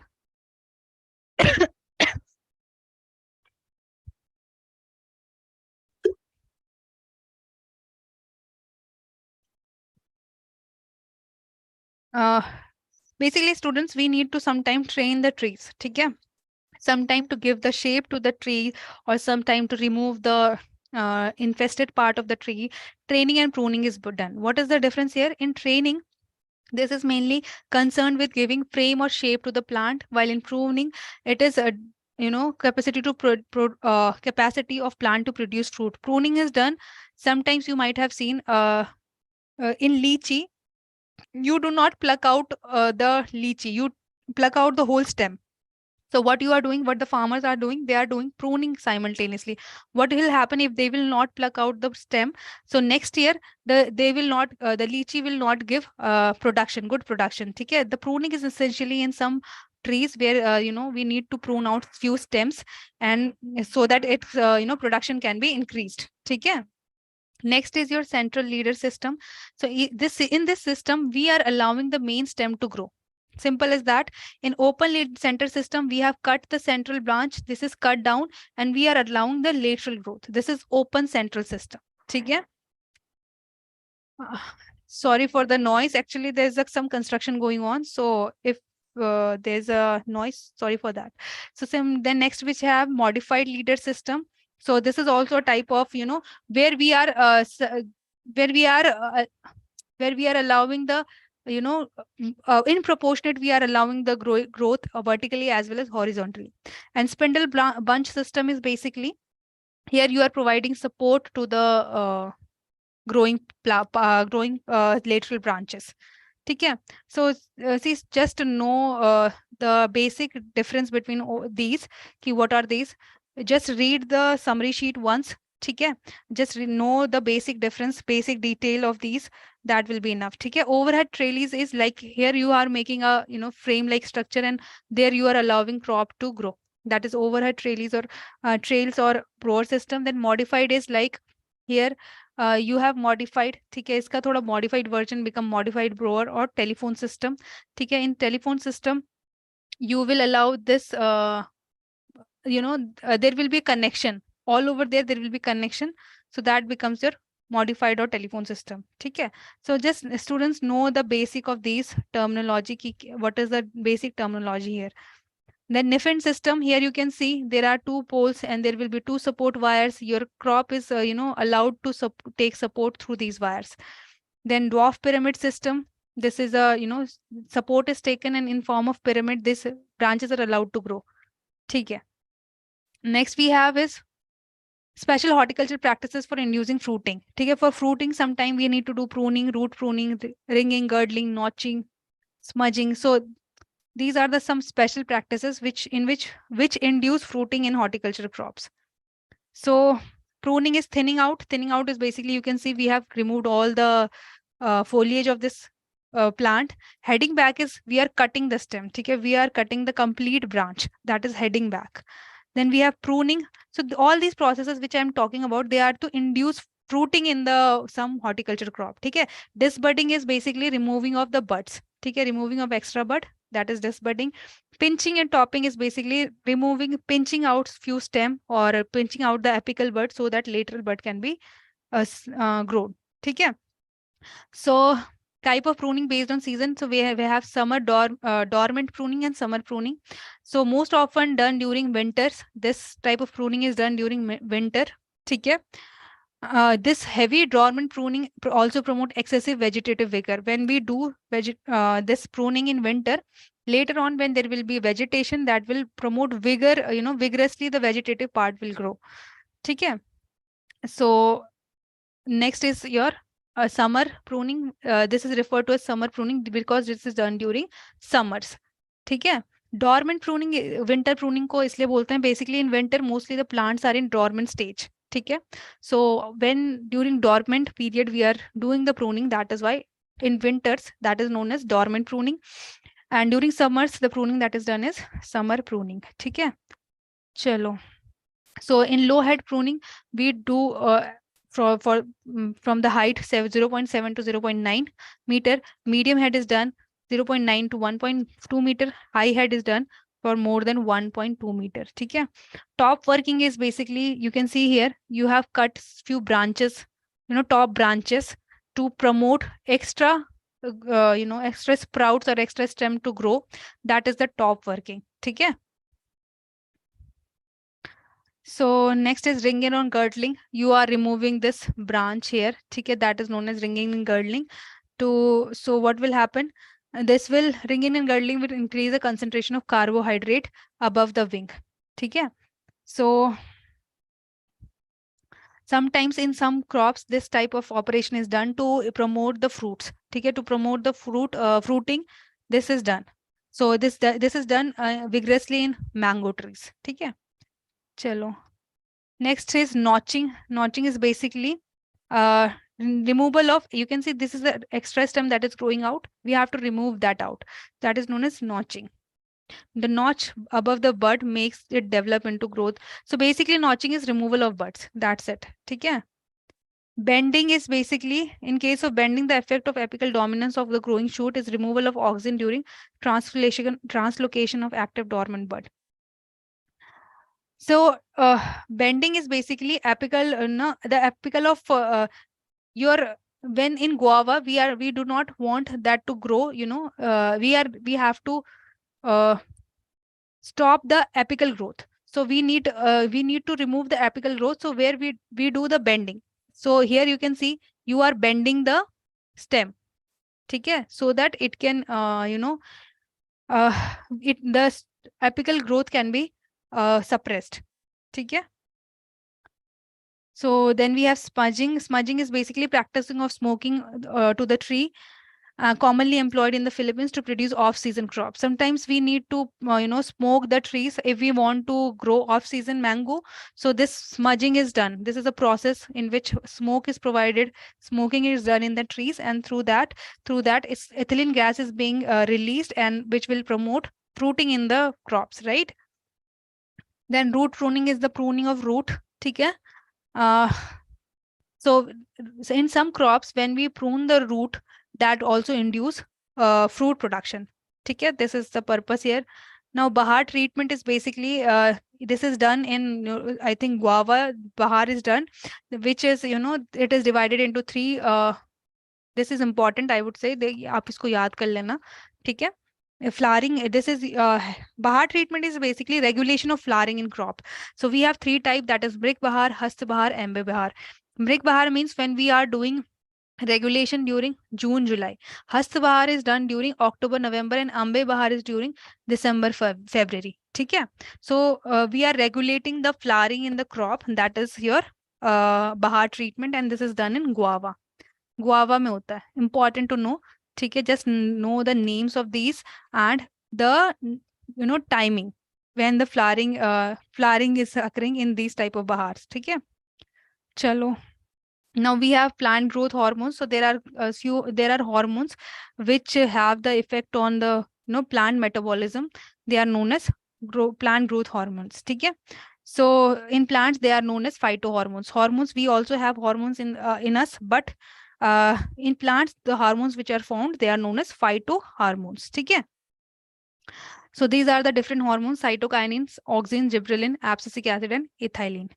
So first is auxin. Auxin is basically responsible for the cell elongation. See, you have to know the function of that particular hormone. Like auxin is basically influencing the cell elongation, cell division, and formation of adventitious root. ठीक है. So if whenever there is a cell division, so cell elongation is promoted by auxin. ठीक है. So synthetic auxin we have 2,4-D. ठीक है, that is 2,4-dichlorophenoxyacetic acid, then 2,4,5-T, 2,4,5 trichlorophenoliacetic acid. ठीक है. We have some synthetic auxin as well. There are natural auxin which is already present in plant, but we can synthetically or make this auxin like 2,4-D. ठीक है. Then we have cytokinin. Again, cytokinin. So auxin is basically responsible for the apical growth. ठीक है. The apical growth of the plant, the tip, the auxin is present in the tip of the growing part. So for the growth of the plant, auxin is very important. Cytokinin, basically cell divisions. Cytokinin is a hormone which is promoting cell division in the plant. ठीक है. So that is the cytokinin. For here, you just have to remember that it is helpful in cell division. Then gibberellin, another important thing, it is helping in cell elongation. Okay, sometimes in few varieties, like in grapes, Thompson seedless variety is the grape variety in which gibberellin hormone is spread to elongate the length of the grapes. So elongation, where there is a elongation, like for example, in sometimes we need a more internode. ठीक है, we need more elongated internode. There also gibberellin is helpful because it help in elongation. ठीक है. Example, pome stone fruit where oxen have failed due to failed to induce parthenocarpy. Gibberellin has proved. See, sometime we need to induce parthenocarpy. Okay, so for that also gibberellin is used. See, if there will be low level of gibberellin, the plant will not elongate. So gibberellin ka concentration is important for the elongation, like cell elongation I was telling you. So for that gibberellin is being used. Then we have abscisic acid. See, everything is parthenocarpy is development of fruit without fertilization. Okay, sometimes there is a development of fruit without fertilization in some crop. So to induce parthenocarpy, to induce the development of fruit, such fruit, that is known as parthenocarpy. Chalo, next we have abscisic acid. So see, there should be one hormone to check the growth of to have the check on other hormones, because अगर बहुत ज़्यादा हो जाएंगे, growth hormone will be in excess. So what will happen? Your plant will grow, it will grow profusely. ठीक है? So there should be a check hormone, that is abscisic acid, which is known as stress hormone. ठीक है? It is also known as stress hormones, and it work antagonistic to the gibberellin. See, gibberellin is responsible for the providing elongation, while your abscisic acid, it counteract the gibberellin and it reduces the height. Okay, so it also induces dormancy due to the presence of this abscisic acid. This dormancy is induced in the plant or in the seeds. Okay, and also it prevents the seed from germinating, as cause abscission of leaves, fruit and flower. Okay, so that is about the gibberellin, sorry, abscisic acid. Okay, this is important to know कि this is a stress hormone. It is also known as stress hormone. चलो, then we have ethylene. Okay, ethylene is basically ripening hormone. Just know that this is used for ripening the fruit. That is ethylene. Okay, it is found in a gaseous form. So sometimes you might have seen we farmer harvest the unripe produce, and to make it completely ripe, they use this ethylene to ripen up this fruit. This is used in banana, apple, pears, tomato, citrus. Okay, so this is basically the ripening hormone. Then we have polyamines. So these are the low molecular weight aliphatic nitrogenous base containing 2 or more amino acids. So polyamines were shown to accelerate the process of flower bud differentiation. Flower bud differentiation. See, from bud, flower had to form, right? So this polyamines is helpful in opening the bud and forming the flower. Okay. So this high polyamine content in apical bud were beneficial for initiation and maintenance of flower bud differentiation in chrysanthemum. So this polyamines are is used in various way. So in chrysanthemum, this polyamine is used. So see, for polyamines, just remember it help in flower bud differentiation.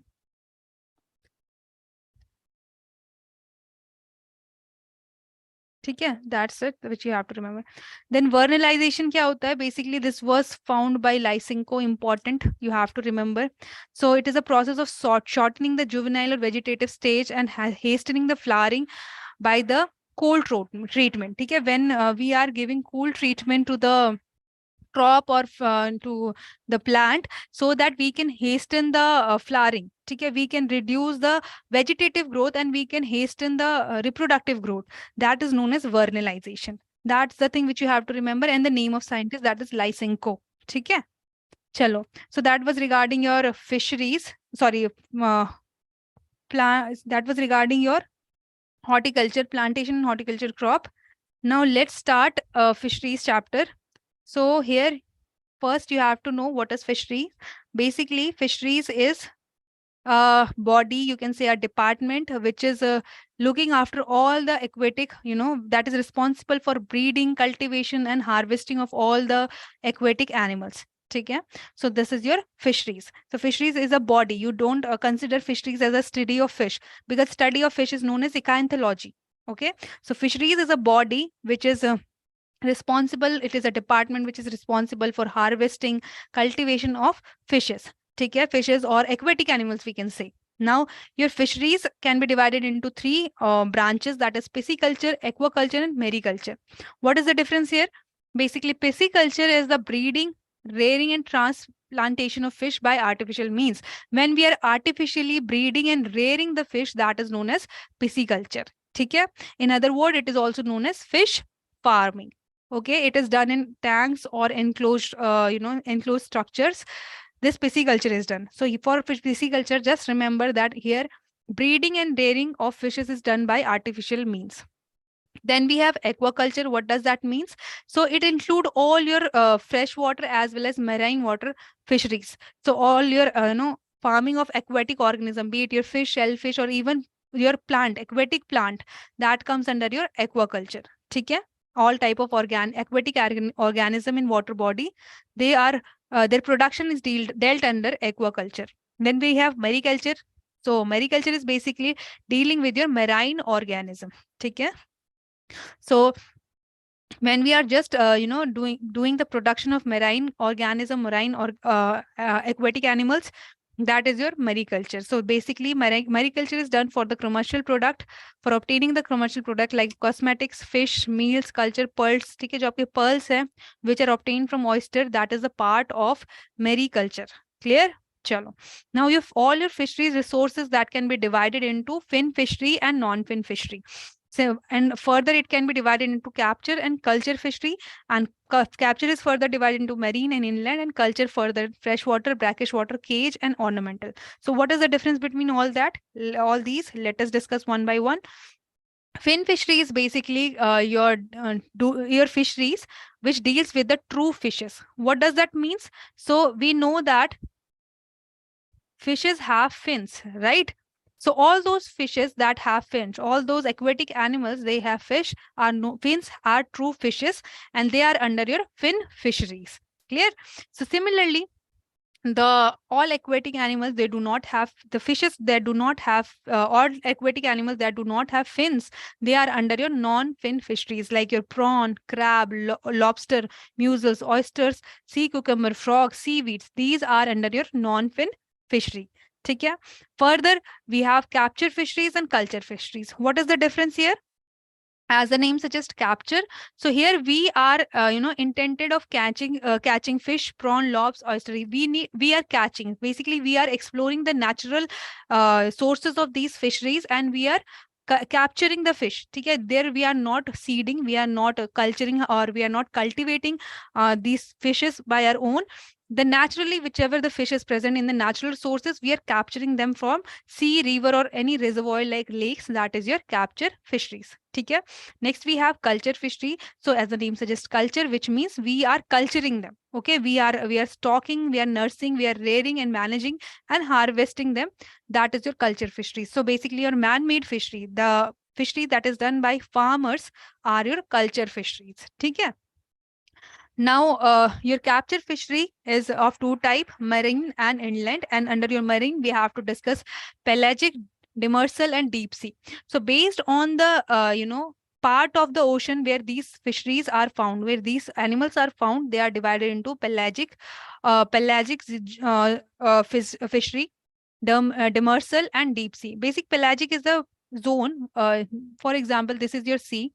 So it is not near the shore, not the bottom. So in between, whatever all your aquatic organism are found, organic aquatic fishes are found, this is your pelagic fishery or pelagic zone. Okay? Next, we have demersal. Demersal is basically that live and feed near the bottom. All those who feed near the bottom are your demersal. Then we have deep sea or photic zone. So, in your ocean, there is some part where sunlight do not reach. And there are also few fishes live. So such fishes are known as deep sea fishes, which live below this photic zone. Photic zone is basically where the sunlight can reach. Okay, and below the photic zone where sunlight cannot reach, that is known as deep sea fishes. Clear? Chalo. Next we have is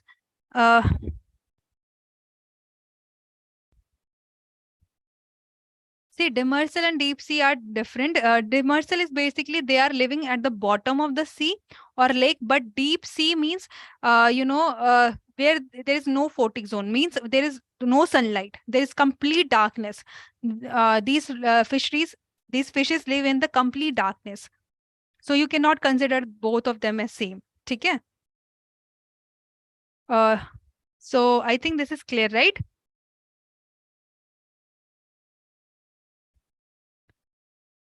Okay.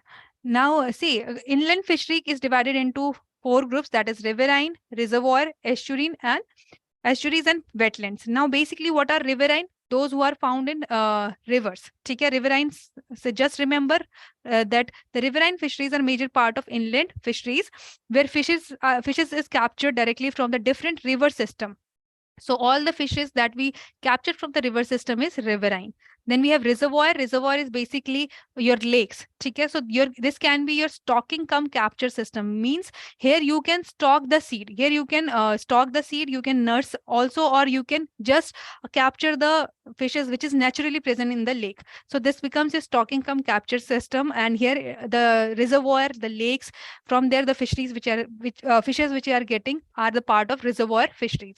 Next, we have estuaries. So basically, what are estuaries? These are the semi-enclosed coastal body of water which has free connection with open sea. So sometime you might have seen that we have sea, okay, and some estuaries are there, okay, which have one open end with the sea. So here the fishes are present. They are known as estuarine, okay.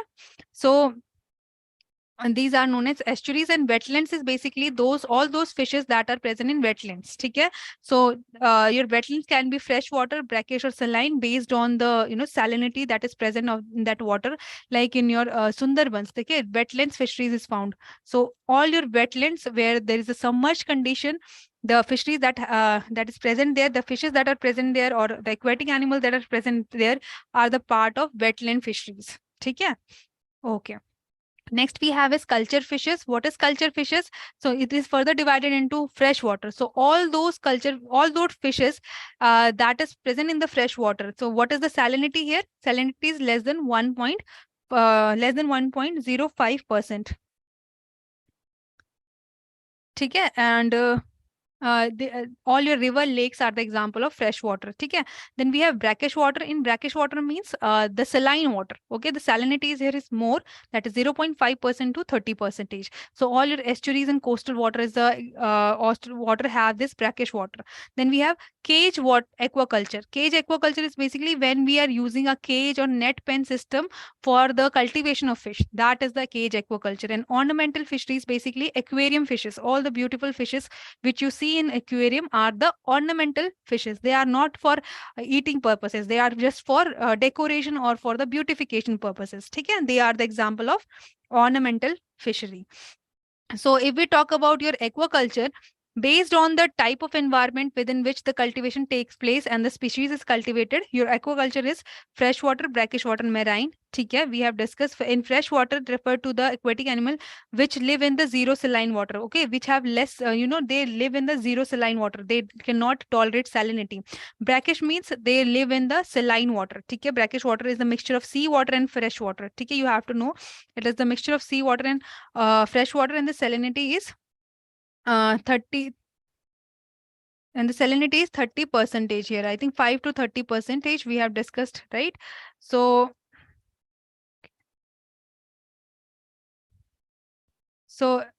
here it is written 30 ppm, 30 ppm, that is part per million. Okay, okay, not a part per billion, it is part per 1,000, 30 ppt.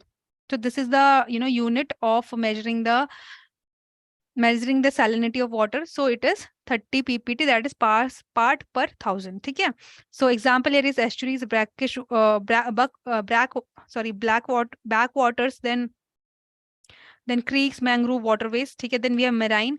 This refer to the farming of aquatic animals and plants in seawater. Marine is totally seawater. Brackish is a mixture of fresh water and marine water, while fresh water is the where there is no saline condition. Okay, so this is the pen and cage system. You can see here in the cage we are cultivating the fish. Okay, this involves rearing of fishes within the fixed or floating net enclosure supported by framework made up of bamboo, wood, metal. You can see they are enclosed. Okay, they are supported by some frameworks, and inside that this we are doing the fisheries. Okay, that is a pen and case system. Then we have raceway culture. You can see here this kind of structure are made. Okay, these kind of lateral lines are made, and here we are doing the fish cultivation that is known as raceway culture. Okay, so recirculating aquaculture system is there. So what we are doing, we are recirculating this water. Okay, we are you are growing the fishes in this water, and then we are taking this water, purifying it, and then again recirculating it. That is your RAS, recirculating aquaculture system. Okay, then we have integrated fish farming, where we are integrating the fish farming with other agriculture enterprises like agri-based. Here you are growing the rice, because we know rice grow in the submerged condition. You can see here, and the fishes are also grown simultaneously on that same land, on that same water, right? That is agri base. And livestock basis, here you can see pigs are domesticated here, and then we have a pond, and above this pond we have the pigs. So the litter of this pig can be used to fertilize this. You can use can be added to this soil, or it can be added as a feed to the fishes. So this is the livestock base. Okay, so talking about the diseases, so see, I would say diseases of fisheries are often, you can keep these diseases at low priority for now, because I haven't seen any question from diseases of fisheries. Okay, just know the names. Max to max, just know the names like fin rot and tail rot, droop sea, eye disease, ulcer disease. If we talk about fungal, there is water mold disease, protozoan disease. Okay, so you can keep this table at low priority, I would say, because diseases of fisheries are not asked. So fish harvesting, basically harvesting of fish. Okay, that is known as fish harvesting. So through different method, like your ring seine, seine, and then stake net, Chinese dip net. These things are used for harvesting. Then cast net, sourcing, and trammel net. All these kind of different tools, or I would say gears or nets, are used for harvesting the fish. Mini trawls, gill nets, hook and lines, traps and pots. So these are the different fish harvesting system. Next, we have to discuss fish processing. So in fishes, after harvesting the fish, they need to be processed so that their shelf life can be maintained. So it can be delivered to the customer in the fresh form, and its quality is maintained. So that is a processing technology in fisheries. So first is your salting, where we are adding salt in the fishes to maintain its quality, and to reduce the bacterial decomposition, and also to because salt also act as a antimicrobial. Okay, so to prevent the microbial decomposition, we are covering this fishes in the salt, and this is a very inexpensive method, because we know salt is very cheap. Okay, and there is a no special structure required here. We can store the fishes in salt in room temperature as well. So what will salt do? Salt will absorb all the moisture, and it will reduce the metabolic activity of fish, and thus help in preserving the fishes. Similarly, in drying, what we do, as you can see in the picture also, the farmers use this technique to preserve the fish. Okay, in drying, we take out all the moisture with the help of, you can say, natural drying under the sun, or with the mechanical dryers, or the freeze drying, or solar dryers. So basically, natural drying is basically when you are drying the fishes under the sun, and you are taking out all the moisture. So basically, if any living material have the moisture, that will have the biological activity, right? So which will lead to the decomposition and spoilage of that material. So for that purpose, drying is done. This is also an inexpensive method, and but here the thing is that you have to store the produce after drying in a airtight container, because you don't want again moisture to spoil your fishes. So you have to store it in the airtight container. Then again, we have next is smoking, where we are providing smoke. Through smoke, a layer is formed around the fishes, and now this layer will prevent other bacterial or fungal infestation in the fish, and thus it will protect your quality of fishes, and it will preserve your fishes. So that is your smoking. For smoke, you required fuel. Okay, this is also a inexpensive method. You just required fuel. You just want to you have to just produce smoke, and over that smoke you have to cover the fishes. ठीक है. Next is fermentation. In the fermentation, what you are doing, you are allowing the fish to ferment. Okay, this is also a type of preservation method. But in this method, what happened, the taste and odor of the fish that changed radically. ठीक है. The taste and odor of the fishes changes, but they have the high nutritional value. ठीक है. That is the fermentation. And in fermentation also, this is also one of the method of preserving. ठीक है. Next is canning. In canning, what is happening, we are using cans, though this is a very expensive method, because can making it can be expensive, expensive technology. So canning is in cans. We are preserving the fishes in the cans, as you can see in the picture also. But the benefit of the canning is that you can preserve the material, you can preserve the product for long duration. Okay, for the longer time, the fish will be preserved in these cans. So they are the temperature in which you should preserve the can is below 25 degrees Celsius or 77 degree Fahrenheit. Similarly, the next is cooling and freezing. You are reducing the temperature of the fishes, or you are freezing the body of the fishes, because what will happen in freezing, in the cold condition also, the cell activity is very slow, the metabolism will become very slow, and it will not degrade, it will not spoil, right? And the quality and nutritional value of the product will remain the same. So that is the cooling and freezing. Okay, so for freezing, there are some basic requirement which you have to keep in mind, that your fish should be frozen quickly, as quickly as you have harvested it. Next, it should be stored in the it should be reduced to a temperature. Okay, it should be reduced to a temperature of minus 18 degrees Celsius immediately. And the freezing rate is in term of thickness frozen per unit time. So amount of thickness of the fish body that has frozen per unit time is known as freezing rate. Average freezing rate vary from 2 to 1000 per hectare. Next is freezing rate of different different system is different. Like if you want to freeze in the blast room, the freezing rate will be 2 per hour. Now if you have done quick freezing in tunnel, air blast, or plate freezer, then the freezing rate will be 5 to 30 per hour. Rapid freezing under of a small product is 50 to 100 per hour, and ultra rapid freezing in liquefied gas like your nitrogen and carbon dioxide. Okay, there the freezing rate is high, that is 100 to 1000 per hour. Okay, so that was all, students. So we have come to the end of this lecture. I hope you have got these chapters which we have discussed right now.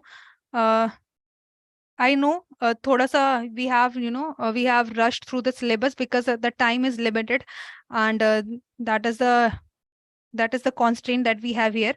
Otherwise, we would have discussed more in detail. Thoda sa, but that is that is the thing here, that it is a quick revision batch, so we cannot go in detail. So now, if you have any query, anything to ask, you can just ask me. Okay. So students, if you want to ask something, you have any query. See, Chandrika, regarding full length mock test, I would say ki as many as you can give. See, because this will give you the practice also. Through this, you will know how to manage your time. Through this, also you will analyze that what is your preparation, what is your what is the preparation, to what extent you have prepared. See, I cannot say that do 5 full mock length tests or 10. The time which you have, as many as you can give, just do the full length mock test. Okay, so anything else?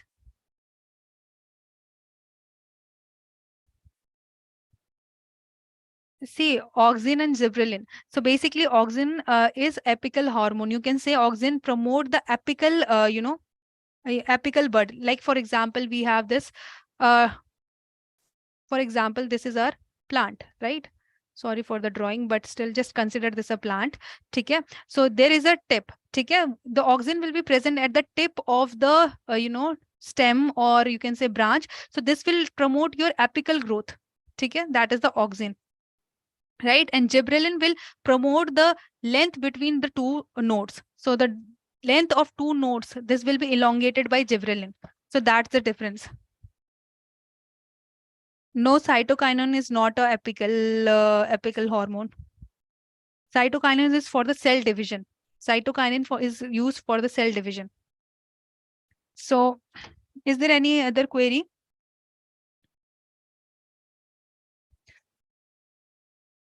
So all those who are watching in the YouTube as well, they can ask if they have any query.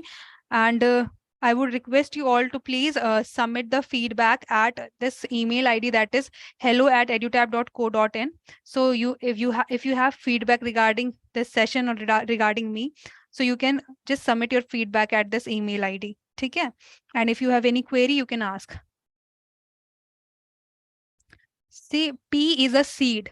A grain is also a seed, but see, pea is a vegetable, and grain is a, grain is the seed of your cereal crops. ठीक है? जितने भी आपके field crops है, there the seed is actually, there is no difference. Pea is just a vegetable. You can see pea is a pulse crop, and grain is what we can say. Grain is the dried form of seed. So anything else?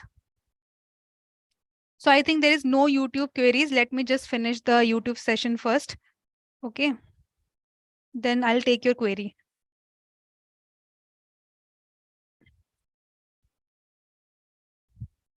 Oh.